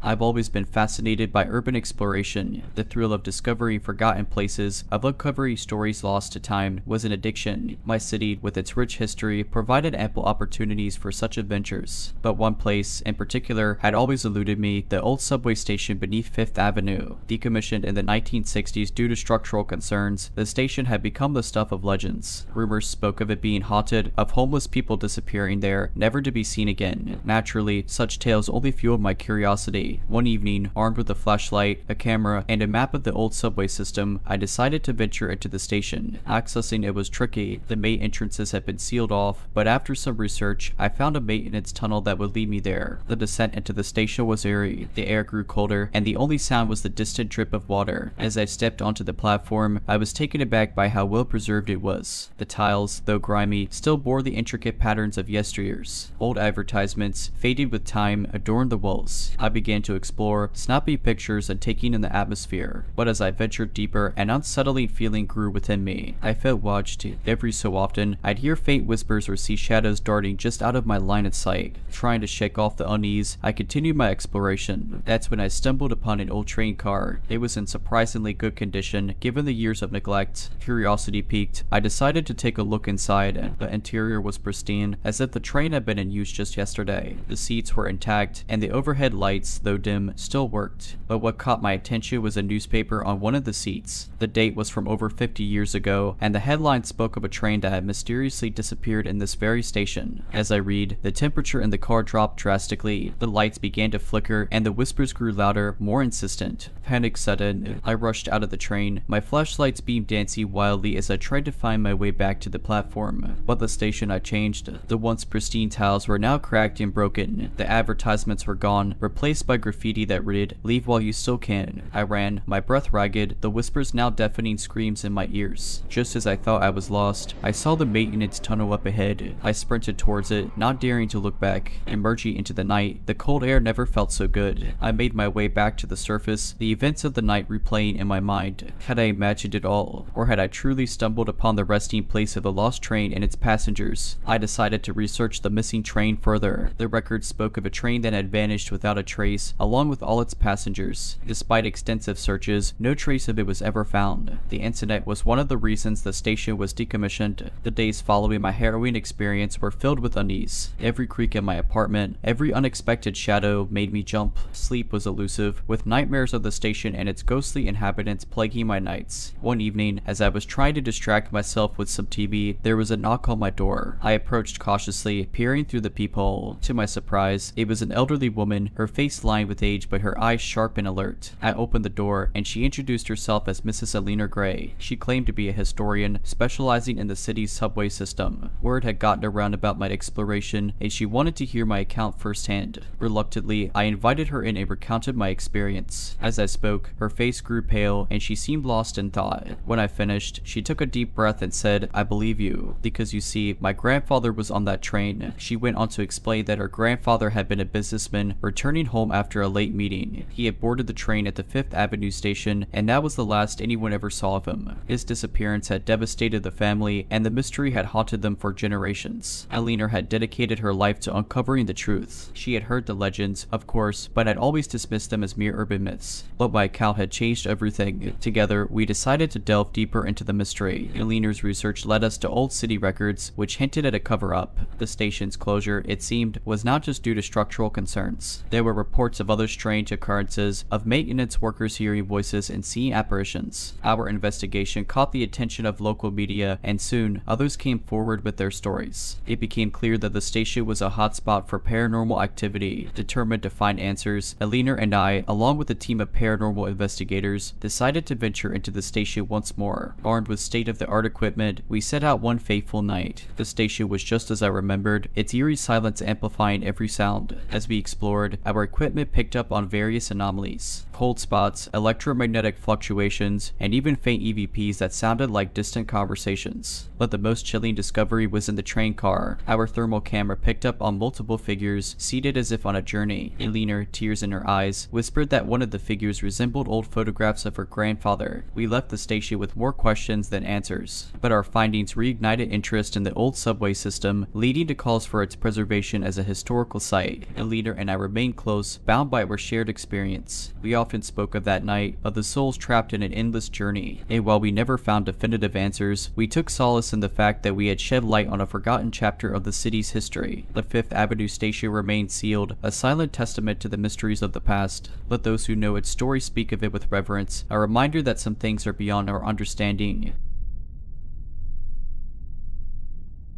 The first time I noticed him was on a crisp autumn morning. I was on my usual jogging route through the park, lost in thought, when a sudden movement caught my eye. A man, standing a little distance away, was watching me intently. His gaze was unwavering, and even from that distance, I could feel its intensity. Brushing it off as a random occurrence, I continued on my way. Over the next few weeks, I began to see him more frequently. At the coffee shop, the library, even outside my workplace. He was always at a distance, never approaching, just watching. His appearance was nondescript. Average height, brown hair, always dressed in a plain gray hoodie and jeans. But his eyes, those piercing blue eyes, were unforgettable. Concerned, I mentioned it to my friends. They suggested it might be a coincidence or perhaps he had a crush on me. But something deep down told me this was different. This wasn't admiration, it was an obsession. One evening, as I was leaving work, I felt an eerie sensation, like I was being followed. Quickening my pace, I darted into a nearby store and watched discreetly from the window. Sure enough, he was there, standing across the street, his gaze fixed on the store's entrance. Panicking, I called the police. They arrived promptly, but by then, he had disappeared.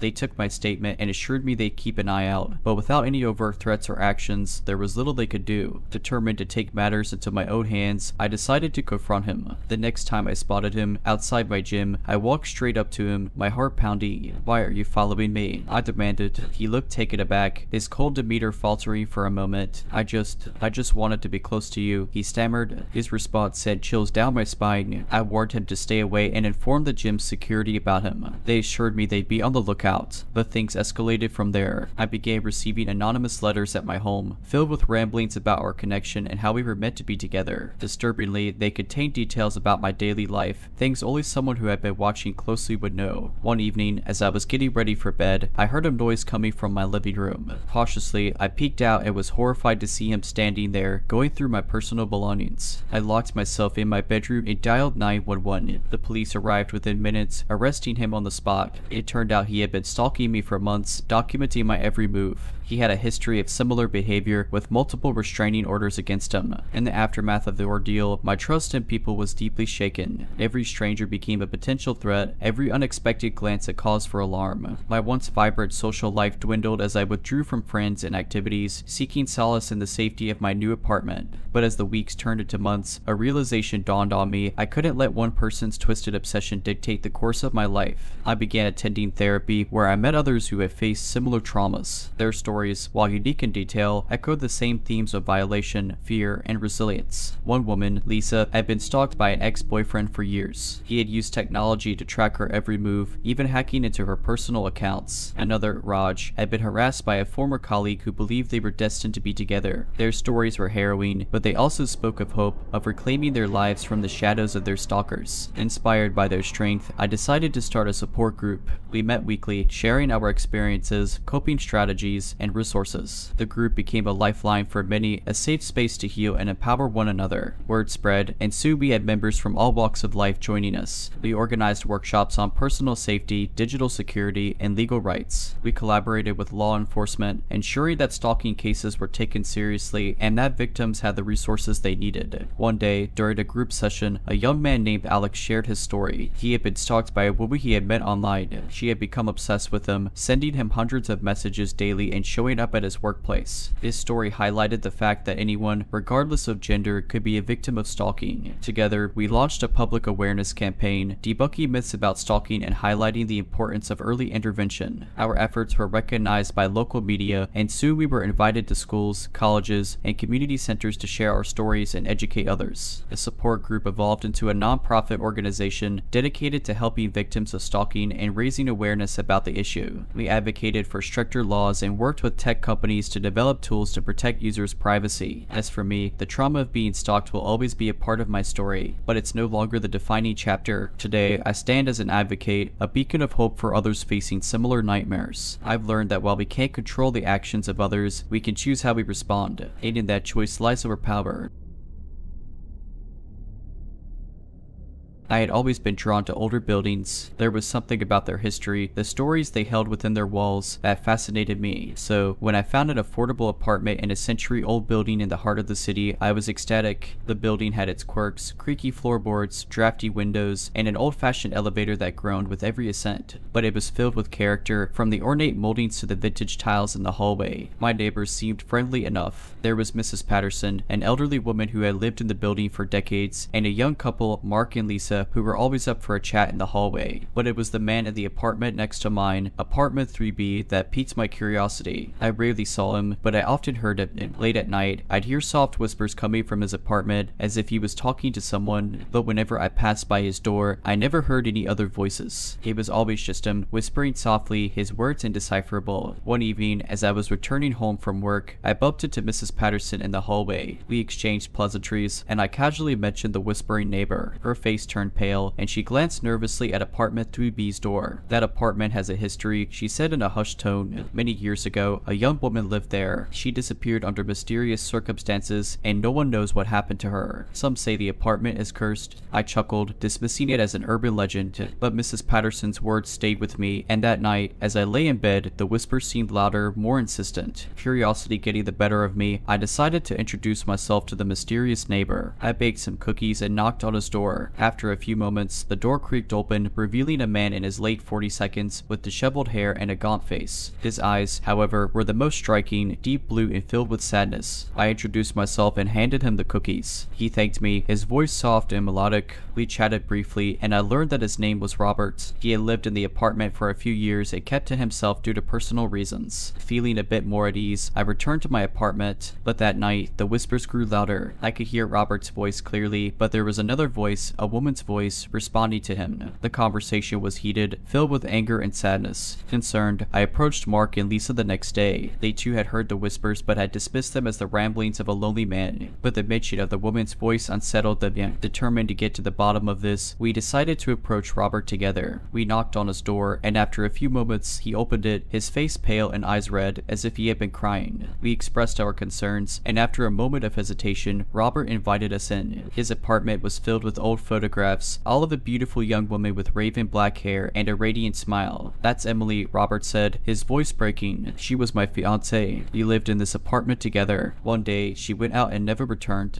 No one knows what happened to her." Tears streamed down his face as he recounted the days of searching, the sleepless nights, and the overwhelming grief. "I hear her voice," he whispered. "Every night, she speaks to me, telling me she is still here, waiting for me." We left Robert's apartment, our hearts heavy with sympathy. The whispers, it seemed, were a manifestation of his grief, a way for him to cope with the loss of his beloved Emily. But that night, as I lay in bed, I heard the whispers again. Only this time, they were coming from inside my apartment. I froze, my heart racing, as the soft voice of a woman whispered, "Help me." Terrified, I turned on the lights and searched my apartment, but there was no one there. The whispers, however, continued, growing louder and more desperate. The next morning, I approached Mrs. Patterson, seeking answers. She listened intently, her face grave. "The spirit of Emily is restless," she said. "She is trying to communicate, to tell her story." With her guidance, we held a seance in Robert's apartment. As we sat in a circle, candles flickering, the room grew cold. A soft voice, unmistakably Emily's, filled the room. "I never left," she whispered. "I'm still here, trapped, waiting to be set free." Tears streamed down Robert's face as he reached out, trying to touch the spirit of his lost love. "I'm so sorry," he whispered. "I never stopped looking for you." The room grew warm again, and the presence of Emily faded, but the atmosphere was filled with a sense of peace and closure. Life in the city continued its usual hustle and bustle, but for the residents of the old building, things had changed. The whispers of Emily's story spread, and soon, our building became a point of interest for many. Paranormal enthusiasts, journalists, and the simply curious would often stop by, hoping to catch a glimpse or sound of the mysterious Emily. Robert, however, found it hard to move on. The seance had provided some closure, but the weight of his grief was still palpable. He would often be seen sitting by the window of his apartment, lost in thought, gazing at the old photographs of Emily. One day, as I was returning from work, I found a small crowd gathered outside the building. Whispered conversations and hushed tones filled the air. Pushing through, I discovered the reason for the commotion. Robert's apartment door was ajar, and inside, the room was filled with lit candles, casting flickering shadows on the walls. At the center, surrounded by old photographs of Emily, was Robert, lifeless. The shock and grief were overwhelming. The building, which had already seen its share of tragedies, was once again plunged into mourning. The police ruled it as a suicide, a final act of a man overwhelmed by his grief. In the days that followed, the residents came together, supporting each other in their shared grief. Mrs. Patterson, ever the pillar of strength, organized a memorial for Robert. People from all walks of life attended, sharing their memories and stories of the kind, gentle man who had loved so deeply. The building, with its rich history and tales of love and loss, became a symbol of the city's past. Efforts were made to preserve it, and soon it was declared a heritage site. Tours were organized, with the proceeds going to mental health charities, ensuring that Robert's story would serve as a reminder of the importance of mental well-being. As for me, the events of the past few months had taken their toll. I decided to move to a quieter town, seeking peace and a fresh start. But the memories of the old building, of Robert and Emily, and the lessons they taught me about love, loss, and resilience stayed with me. Years later, I returned to the city for a visit. The old building stood tall, a testament to the passage of time. As I walked its hallways, memories flooded back, but amidst the nostalgia, there was a sense of peace, a feeling that the souls who had once inhabited these walls had finally found their rest. And as I stood by the window of apartment 3B, I could almost hear the soft whispers of Emily, a gentle reminder of the love that once was in the legacy it left behind. Every morning, I'd take the same route to work, order the same coffee from the same cafe, and sit at the same park bench during my lunch break. This routine brought me comfort, a sense of stability in the chaotic world of city life. But it was this very routine that led me into the unnerving path of someone I wish I'd never met. It began subtly. I started noticing a silver sedan parked near my office building. At first, I thought nothing of it. The city was sprawling, and cars came and went. But then I began seeing it near my apartment, at the grocery store, and even by the cafe I frequented. The same car, always parked at a distance, never too close to arouse suspicion, but close enough for me to notice. One evening, as I was leaving work, I decided to approach the car. As I neared, the engine revved, and it sped away, leaving me standing on the sidewalk, my heart pounding. The next day, I reported it to the police. They took note but mentioned that without a license plate or a clear description of the driver, there wasn't much they could do. Days turned into weeks, and the presence of the silver sedan became a constant in my life. I tried changing my routine, taking different routes, and even staying over at a friend's place. But like a shadow, it always found me. One day, as I was sipping my coffee at the cafe, an unfamiliar face approached me. A woman, probably in her early 30s, with jet black hair and piercing green eyes. "Is this seat taken?" she asked, pointing to the chair opposite me. I shook my head, and she sat down, introducing herself as Elise. We struck up a conversation, and I found myself drawn to her. She was articulate, witty, and seemed genuinely interested in getting to know me. Over the next few weeks, our casual cafe chats turned into dinner dates, and soon, we were spending a lot of time together. But as our relationship deepened, so did my sense of unease. Elise seemed to know a lot about me, details I had never shared. She'd casually mention a childhood memory or bring up a favorite book of mine, always brushing it off as a lucky guess or a shared interest. One evening, as we were watching a movie at her place, I excused myself to use the restroom. On my way, I stumbled upon a room with the door slightly ajar. Curiosity getting the better of me, I peeked inside. The room was filled with pictures of me, from my childhood, my college days, and even recent ones from our dates. There were notes detailing my daily routines, my likes and dislikes, and even transcripts of our conversations. But the most chilling discovery was a set of car keys on the table. Car keys to a silver sedan. I felt a cold hand on my shoulder and turned to find Elise, her green eyes no longer warm but cold and calculating. "I knew you'd find out eventually," she whispered. Panicking, I pushed past her and ran out of the apartment, not stopping until I reached the safety of my own home. I immediately called the police, who arrested Elise on charges of stalking and harassment. The subsequent investigation revealed a chilling backstory. Elise had been obsessed with me for years, ever since we had briefly met at a college seminar. She had followed me, documenting my life, and had even moved to the city to be closer to me. The silver sedan, it turned out, was just one of the many ways she kept tabs on me. The weeks following Elise's arrest were a blur of police interviews, court hearings, and sleepless nights. The media caught wind of the story, dubbing it the obsession of the silver sedan. My once private life was now a topic of public discussion, with reporters constantly trying to get an exclusive. My friends and family rallied around me, offering support and a listening ear, but the weight of the ordeal made it difficult to connect with them. I felt isolated, trapped in a bubble of paranoia and fear. One evening, as I was aimlessly channel surfing, I stumbled upon a support group for stalking victims. The group, Safe Haven, offered counseling, legal advice, and a platform for victims to share their stories. Desperate for a sense of understanding, I decided to attend their next meeting. Walking into the community center, I was greeted by a diverse group of individuals, each with their own harrowing tale of obsession and violation. As I listened to their stories, I realized I wasn't alone in my trauma. The group became a lifeline, a place where I could be vulnerable without judgment. Through Safe Haven, I met Maya, a vibrant woman in her late 20s. She had been stalked by an ex-boyfriend who couldn't accept their breakup. We bonded over our shared experiences and soon became close friends. Together, we navigated the complexities of healing, often leaning on each other during our lowest moments. As the months went by, Maya and I decided to turn our pain into purpose. We started a podcast, Whispers in the Dark, where we shared our stories and interviewed other victims, experts, and law enforcement officials. The podcast quickly gained traction, shedding light on the often overlooked issue of stalking and providing resources for those in need. Our efforts caught the attention of local authorities, who collaborated with us to organize workshops on personal safety and the importance of recognizing the signs of stalking. Schools, colleges, and workplaces began implementing our guidelines, ensuring that individuals had the tools to protect themselves. Elise's trial was a grueling process. The defense tried to paint her as a misunderstood lover, but the evidence was overwhelming. She was sentenced to several years in prison and mandated to undergo psychiatric evaluation and treatment.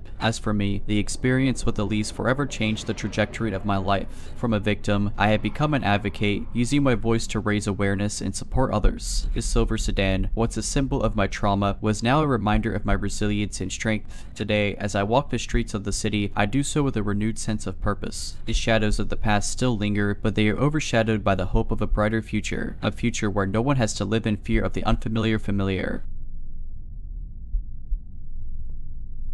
I had just moved to a small town in Oregon for a fresh start. The town, nestled between dense forests and rolling hills, was picturesque, with a tight-knit community that welcomed newcomers with open arms. I rented a quaint little house on the outskirts, surrounded by towering pine trees and the soothing sounds of nature. The first few weeks were uneventful. I settled into my new job at the local library, made a few friends, and enjoyed the peace and tranquility the town offered. But things took a strange turn one chilly autumn night. I was jolted awake by the shrill ring of my landline. Groggily, I glanced at the clock. It was exactly midnight. Confused and slightly irritated, I picked up the receiver. Hello, I mumbled, silent. Then a soft, raspy voice whispered, "You shouldn't have come here." Before I could respond, the line went dead. I sat there, the weight of the call sinking in. It was probably a prank, I reasoned, trying to shake off the unease. But the next night, at precisely midnight, the phone rang again. The same voice, the same chilly message. This became a nightly ritual. Every night, at the stroke of midnight, the mysterious caller would deliver the same warning. I unplugged the phone, but the calls continued, now coming through my cell. I changed my number, but it made no difference. Desperate for answers, I approached the local police. They were sympathetic but mentioned that without more concrete evidence, there wasn't much they could do. They suggested I keep a log of the calls and try to trace the number. One evening, after another unsettling call, I decided to take matters into my own hands. I drove to the town's only phone booth, located near the old gas station. To my horror, I found it off the hook, the receiver swinging gently in the breeze. I approached the town's historian, Mr. Jenkins, hoping he might shed some light on the situation. Over a cup of tea, he recounted a tragic tale. Many years ago, a young woman had moved to the town, much like myself. She lived in the same house I had rented and worked at the library. But one fateful night, she disappeared, never to be seen again. The only clue was a series of mysterious phone calls she had received, always at midnight. The story sent chills down my spine. The parallels were uncanny. I decided to delve deeper, visiting the town's archives and speaking to its oldest residents. The pieces of the puzzle began to fall into place. The young woman, Clara, had been in a relationship with a local man, Tom, but when she tried to end it, he became obsessed, stalking her every move. The midnight calls were his way of tormenting her, a game of cat and mouse. One night, in a fit of rage, he confronted her at her home, and she was never seen again. Tom was the prime suspect, but with no evidence and no body, he was never charged. Armed with this knowledge, I approached Tom, now an old man living on the fringes of the town. Our confrontation was intense. He initially denied everything, but as I pressed on, he broke down, confessing to the crime. Clara's body, he revealed, was buried in the woods behind my house. The police were notified, and Tom was arrested. Clara's remains were found, finally bringing closure to a mystery that had haunted the town for decades. The aftermath of Tom's confession sent ripples throughout the town. The community, which had for so long prided itself on its close-knit bonds and safety, was forced to confront the dark secret it had unknowingly harbored for decades. Many older residents remembered Clara, and the revelation brought a mix of relief and profound sadness. The local newspaper ran a series of articles on Clara, piecing together her life and the events leading up to her tragic end. I was approached for interviews multiple times, but I declined, wanting to maintain my privacy and process everything in my own time. However, the events had ignited a spark within me. The experience, as harrowing as it was, made me realize the importance of giving a voice to the voiceless. I decided to start a community group dedicated to revisiting cold cases and unresolved mysteries in the region. With the help of some friends and local enthusiasts, Echoes of the Past was born. Our group met weekly, poring over old newspaper clippings, police reports, and conducting interviews. They collaborated with law enforcement, providing fresh perspectives and resources to help solve long-forgotten cases. One case, in particular, stood out. A young boy, Jamie, had gone missing in the late 70s after a day out fishing. His disappearance had always been attributed to a tragic accident. Perhaps he had fallen into the river and been swept away. But as we dug deeper, inconsistencies began to emerge. Witnesses recalled seeing a strange car in the area that day, and there were reports of a man acting suspiciously near the riverbank. With renewed interest in the case, the police reopened their investigation. Using modern technology, they were able to identify and locate the car, leading them to a man now in his 60s. Under questioning, he confessed to abducting Jamie all those years ago, a crime of opportunity that had haunted him ever since. The town hailed our group as heroes, but for us, it was never about the accolades. It was about justice, about ensuring that stories like Clara's and Jamie's were never forgotten. Years passed, and Echoes of the Past grew in size and scope. We collaborated with similar groups across the country, sharing resources and information. Our efforts led to the resolution of several cold cases, bringing closure to families who had waited decades for answers. As for me, the town of Oregon became my permanent home. The memories of the midnight caller and the discovery of Clara's fate would always be a part of me, but but they no longer defined me. Instead, they served as a reminder of the resilience of the human spirit and the power of community. Today, as I sit on the porch of my new home, overlooking the serene landscape, I'm filled with a sense of gratitude. Gratitude for the second chance at life, for the friendships forged in adversity, and for the opportunity to make a difference in the lives of others.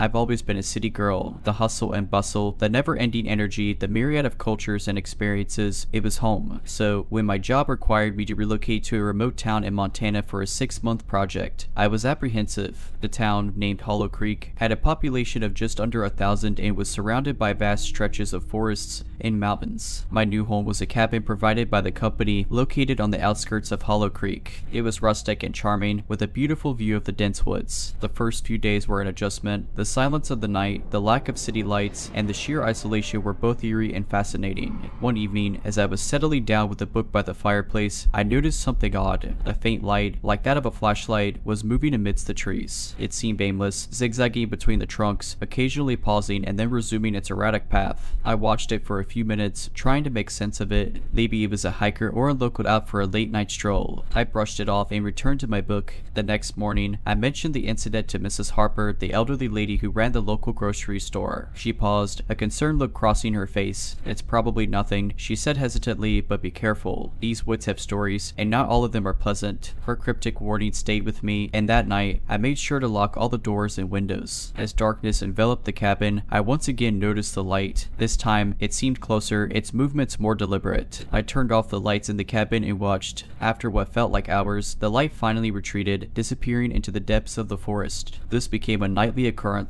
The light would appear, sometimes close, sometimes far, but always there, always watching. I tried to dismiss it as a trick of the mind, a result of the isolation and the countless horror stories I consumed over the years. But deep down, I knew something wasn't right. One evening, as I was returning from the town, I found a bouquet of wildflowers on my doorstep. There was no note, no indication of who had left the flowers, though beautiful, sent a chill down my spine. I felt watched, observed from the shadows. Determined to get to the bottom of this, I set up a camera facing the woods. If someone was out there, I would catch them. The next morning, I eagerly reviewed the footage. The night was quiet until around 3 a.m. when the familiar light appeared. But this time, there was something more. A silhouette of a man, standing at the edge of the woods, just watching the cabin. He stood there for hours, unmoving, until the first light of dawn, when he retreated into the forest. The footage was undeniable proof that I wasn't alone.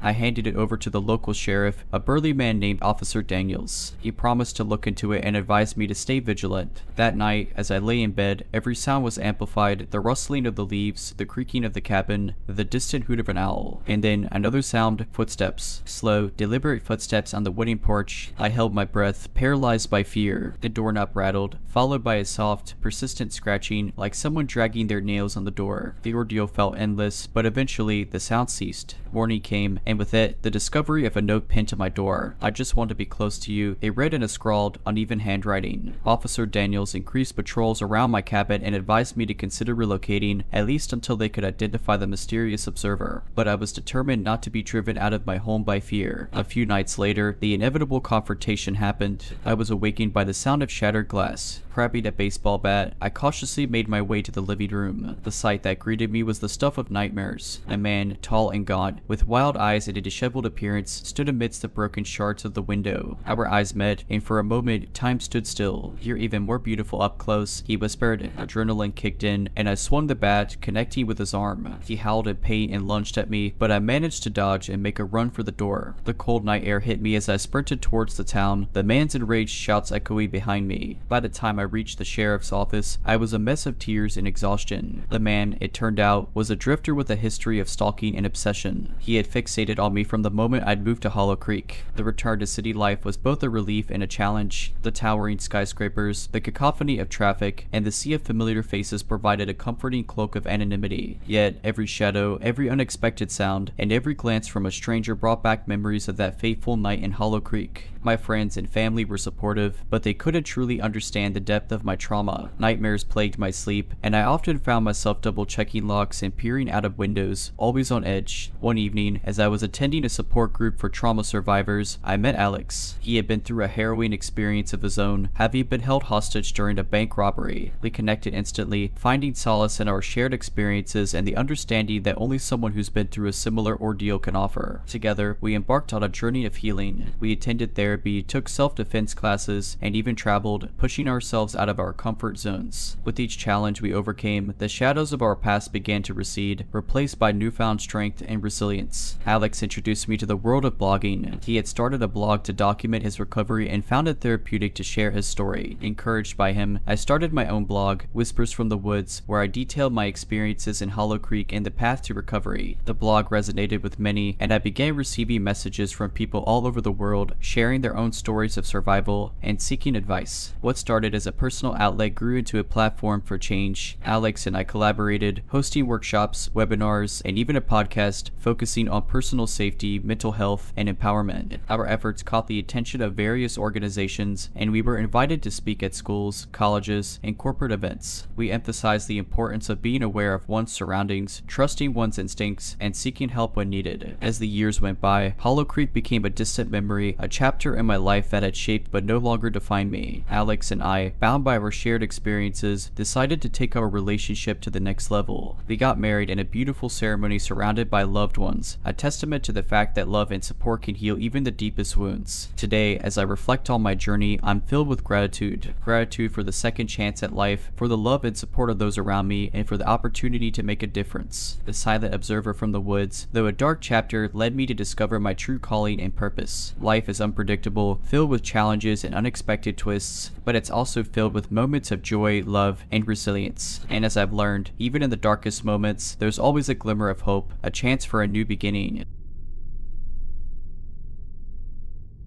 Wren Street was the kind of place where everyone knew everyone. A quiet suburban lane lined with cherry blossoms and well-kept homes. It was the last place you'd expect anything out of the ordinary to happen. But as I soon discovered, even the most idyllic places can harbor dark secrets. I had moved into number 23, a cozy 2-story house, after landing a job at the local high school. The neighbors were welcoming, often dropping by with baked goods or inviting me over for barbecues. It was the perfect fresh start. Walked into my new life, I began to notice something odd. Every morning, as I left for work, I'd find a single red rose on my doorstep. No note, no indication of who it was from. At first, I brushed it off as a kind gesture from a neighbor, but as days turned into weeks, the roses kept appearing. Curiosity piqued, I decided to set up a camera to catch the mysterious benefactor in the act. The next morning, I eagerly reviewed the footage. At precisely 3:17 a.m., a figure, hooded and barely visible in the dim light, approached my doorstep, placed the rose, and stood there for a few minutes, just staring at my front door before retreating into the shadows. The video sent chills down my spine. This wasn't a friendly gesture, it was something far more sinister. I approached the local police, showing them the footage. Officer Mitchell, a stern-looking man with years of service under his belt, promised to increase patrols in the area and advised me to be cautious. The roses stopped appearing, and for a while, life returned to normal, but the sense of being watched never truly left. I'd often catch glimpses of someone standing across the street, always obscured by shadows or hidden behind trees. Whenever I tried to approach, they'd vanish, leaving me questioning my sanity. One evening, as I was grading papers, I received a call. The voice on the other end was distorted, almost robotic. "You're so beautiful when you're focused," it whispered before hanging up. I looked out the window, and there, standing under the streetlight, was the hooded figure, phone in hand, watching me. Panicked, I called Officer Mitchell, who arrived within minutes. A thorough search of the area yielded no results. The watcher had vanished once again. Mitchell suggested I stay with a friend or family member for a few days, but I refused. This was my home, and I wouldn't be driven out by fear. The next day, I came home to find my front door ajar. Inside, my belongings were scattered, pictures taken off walls, and in the center of the living room, a bouquet of red roses with a note, "You can't escape me." The violation of my personal space was the last straw. I decided to take matters into my own hands. With the help of a tech-savvy friend, I set up a series of security cameras and alarms around my property. If the watcher dared to approach, I'd be ready. Weeks went by without incident. Just as I began to let my guard down, the alarms blared one fateful night. Rushing to my security feed, I saw the hooded figure trying to enter through the back door. I called the police and, armed with a baseball bat, decided to confront my stalker. The backyard was bathed in the glow of the security lights. The figure, caught off guard, turned to face me. For the first time, I got a clear look at my tormentor. It was a woman, probably in her 40s, with wild, unkempt hair and a manic look in her eyes. "Why are you doing this?" I demanded. She laughed, a chilling, unhinged sound. "You took everything from me. me," she hissed. Before I could react, she lunged at me, a sharp knife glinting in her hand. We struggled, the knife coming dangerously close. But before she could land a blow, sirens wailed in the distance, and she fled, disappearing into the night. The police launched a manhunt, and within hours, she was apprehended. The story that unraveled was both shocking and tragic. The woman, named Lydia, was the previous owner of my house. She had lost it due to financial troubles and had grown resentful of anyone who moved in, watching them, tormenting them, trying to reclaim what she believed was rightfully hers. With Lydia behind bars, peace returned to Wren Street. The neighbors rallied around me, their support unwavering. I decided to stay, refusing to let one person's madness taint my love for the community. I was approached for interviews multiple times, but I declined, wanting to maintain my privacy and process everything in my own time. The community, protective and tight-knit, shielded me from prying eyes, often forming human barriers when reporters got too intrusive. Lydia's trial was a somber affair. As details of her life emerged, a picture of a deeply troubled woman took shape. She had faced a series of personal tragedies, from the loss of her husband to a debilitating illness, culminating in the foreclosure of her beloved home. While her actions were inexcusable, there was a palpable sense of pity for her in the courtroom. She was sentenced to a mental health facility where she would receive treatment and counseling. The judge, in his closing remarks, emphasized the importance of community support and understanding mental health issues. Life on Wren Street slowly returned to normal. The media circus moved on, and the cherry blossoms bloomed once more. But the events had left an indelible mark on the community. Neighbors became more vigilant, often checking in on each other and organizing regular community watch meetings. I, too, underwent a transformation. The ordeal had shaken me, but it also made me realize the importance of understanding and compassion. I started volunteering at a local mental health organization, offering support to those in crisis and raising awareness about the importance of mental well-being. One day, as I was conducting a workshop, I received a letter. The handwriting was familiar, and my heart raced as I opened it. It was from Lydia. She wrote of her remorse, her struggles, and her journey to recovery. She thanked me for my understanding and hoped that one day we could meet, not as victim and tormentor, but as two individuals seeking closure. I pondered over the letter for days. Finally, with a heavy heart, I decided to visit Lydia. The meeting was emotional, filled with tears, apologies, and eventually forgiveness. We spoke of our lives, our dreams, and our shared love for Wren Street. It was a cathartic experience, one that allowed both of us to find closure and move forward. Today, as I walk the streets of Wren Street, I do so with a renewed sense of purpose. The memories of the Watcher, the roses, and that fateful confrontation will always be a part of me, but they no longer define me. Instead, they serve as a reminder of the complexities of the human mind, the importance of compassion, and the resilience of the human spirit. Wren Street, with its blossoms and close-knit community, remains a beacon of hope, a testament to the fact that even in the face of adversity, love, understanding, and community can heal the deepest wounds.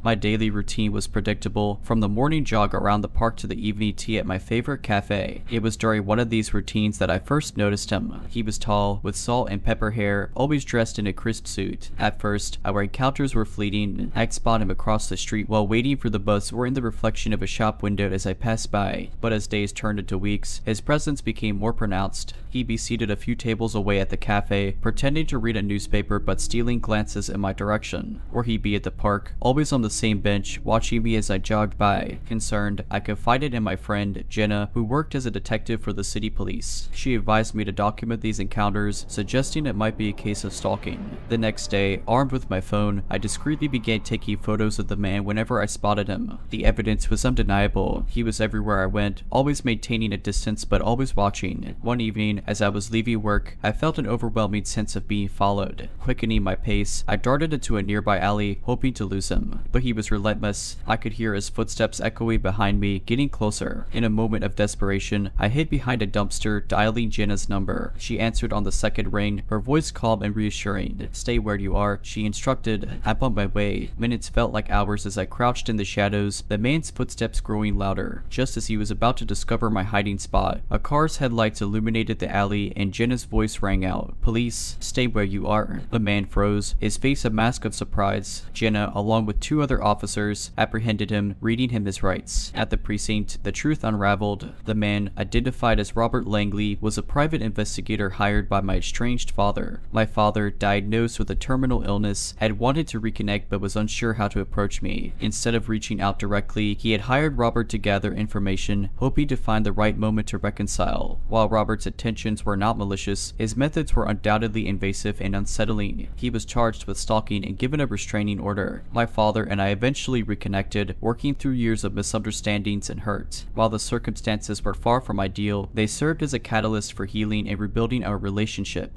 The aftermath of the incident was a whirlwind of emotions. My colleagues at work, having caught wind of the story, were a mix of concerned and intrigued. They dropped by my desk, offering words of comfort or asking for details. The local news even reached out for an interview, but I declined, wanting to keep the matter private. Jenna and I grew closer after the ordeal. Our weekly coffee catch-ups turned into daily phone calls and frequent dinners. She became my pillar of strength, guiding me through the legal processes and ensuring Robert adhered to the restraining order. One evening, as we were having dinner at a local bistro, she handed me a letter. "This came in for you at the precinct," she said, her expression unreadable. The envelope was plain, with my name neatly written on the front. Inside was a letter from Robert. He wrote of his regret and how he had let his professional judgment be clouded by the emotional weight of the task. He had seen the pain in my father's eyes and I wanted to help, even if it meant overstepping boundaries. He apologized for the fear and distress he had caused and hoped that one day I could find it in my heart to forgive him. The letter was a mix of emotions. While I appreciated his sincerity, the trauma of being followed and watched was still fresh. I decided to put it behind me, focusing on mending my relationship with my father and moving forward. Months turned into years, and life settled into a new normal. My father and I took a trip together, exploring the countryside and rediscovering our bond. The time away was therapeutic, allowing us to address past grievances and build new memories. Jenna, ever the protective friend, occasionally checked up on Robert, ensuring he kept his distance. She informed me that he had left the private investigation business and was now working as a counselor, helping others navigate the complexities of relationships and personal boundaries. As for me, the experience taught me the importance of trust and the value of second chances. I began volunteering at a local community center, offering support to those who had been through similar experiences. Sharing my story and hearing others helped in the healing process. Today, as I walk the streets of the city, I do so with a renewed sense of purpose. The memories of the silent observer, the fear, and the reconciliation serve as reminders of the unpredictable nature of life, but they also highlight the resilience of the human spirit, the ability to overcome challenges, and the importance of understanding and forgiveness. In the end, it's not the events that define us, but how we choose to respond to them. And as I've learned, even in the darkest moments, there's always a glimmer of hope, a chance for a new beginning.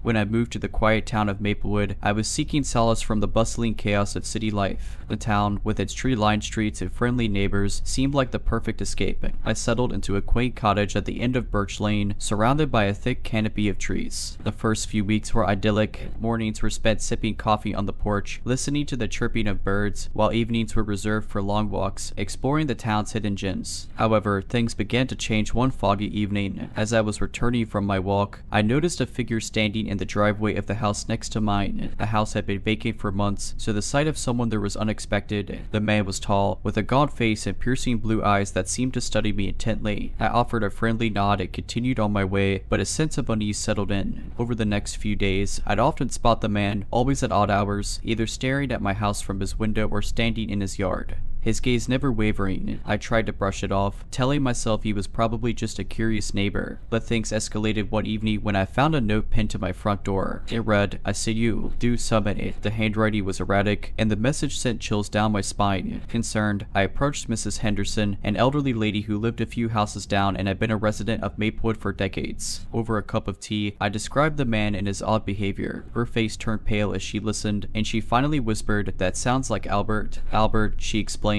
had grown up in that house but had moved away years ago after a family tragedy. Rumors had it that he struggled with mental health issues and had developed an obsession with the house, believing it held some secret about his past. Armed with this knowledge, I decided to confront Albert. The next morning, I walked over to his house and knocked. There was no answer, but I could hear faint whispers from inside. Taking a deep breath, I tried the door, and to my surprise, it creaked open. The interior was dark, with a thick layer of dust covering everything. Old photographs lined the walls, many of them featuring a younger Albert with a woman who bore a striking resemblance to me. My heart raced as I realized the depth of his obsession. Suddenly, a voice echoed from the top of the stairs. "You shouldn't be here," Albert hissed, his blue eyes now wild and unhinged. I backed away slowly, trying to calm him down, but he advanced, muttering about how I was the key to unlocking his past. In a moment of desperation, I grabbed a vase from a nearby table and hurled it at him, giving me just enough time to escape. I ran to my house, locking all the doors and windows, and called the police. They arrived within minutes, friends, and after a brief standoff, Albert was taken into custody. It was later revealed that he had been off his medication and had indeed developed an unhealthy fixation on the house and me, believing I was a reincarnation of his deceased sister. In the weeks following the incident, the town of Maplewood was abuzz with whispers and speculations. The once peaceful community was shaken, and the story of Albert and his eerie obsession became the stuff of local legend. Parents warned their children about the dangers of talking to strangers, and there was a noticeable increase in security measures throughout the neighborhood. I, too, was grappling with the aftermath. Sleep became elusive, with nightmares of Albert's piercing blue eyes haunting my dreams. Every creak of the floorboards or rustle of leaves outside sent me into a panic. The sanctuary I had once found in Maplewood now felt like a prison. Jenna, my best friend from college, insisted I come stay with her in the city for a while. A change of scenery will do you good, she said, and she was right. The hustle and bustle of city life, which I had once sought to escape, now provided a welcome distraction. The towering skyscrapers and crowded streets made me feel anonymous, safe. Jenna introduced me to her circle of friends, and I soon found myself immersed in a world of art galleries, theater shows, and late-night coffee sessions. Among them was Alex, a therapist who specialized in trauma counseling. Sensing my distress, he offered to help. Our sessions were intense, filled with tears, anger, and moments of clarity. Alex taught me coping mechanisms, ways to confront and process my fears. He also emphasized the importance of community and support, urging me to reconnect with the residents of Maplewood. With time and therapy, I began to heal. The memories of Albert and that fateful day started to fade, replaced by new experiences and connections. I decided to return to Maplewood, not as a victim, but as a survivor. The community welcomed me back with open arms. Mrs. Henderson, ever the doting neighbor, organized a potluck in my honor. Stories were shared, laughter echoed, and for the first time in months, I felt a sense of belonging. I also started a support group for individuals who had experienced trauma. The group met weekly at the local community center, providing a safe space for sharing and healing. Through these sessions, I met others like me, each with their own story of resilience and hope. One day, as I was sorting through my mail, I came across a letter from the state's mental health facility. It was from Albert. He wrote of his remorse, his struggles with mental illness, and his hope for redemption. He thanked me for the compassion I had shown him, even in the face of danger, and wished me well. The letter was a stark reminder of the complexities of the human mind and the thin line between sanity and madness. It also underscored the importance of understanding, empathy, and the power of second chances. Today, as I sit on my porch, sipping coffee and watching the world go by, I'm filled with gratitude. Gratitude for the journey, for the lessons learned, and for the chance to rebuild and start anew. Maplewood, with its tree-lined streets and tight-knit community, remains a beacon of hope, a testament to the fact that even in the face of adversity, love, understanding, and community can heal the deepest wounds.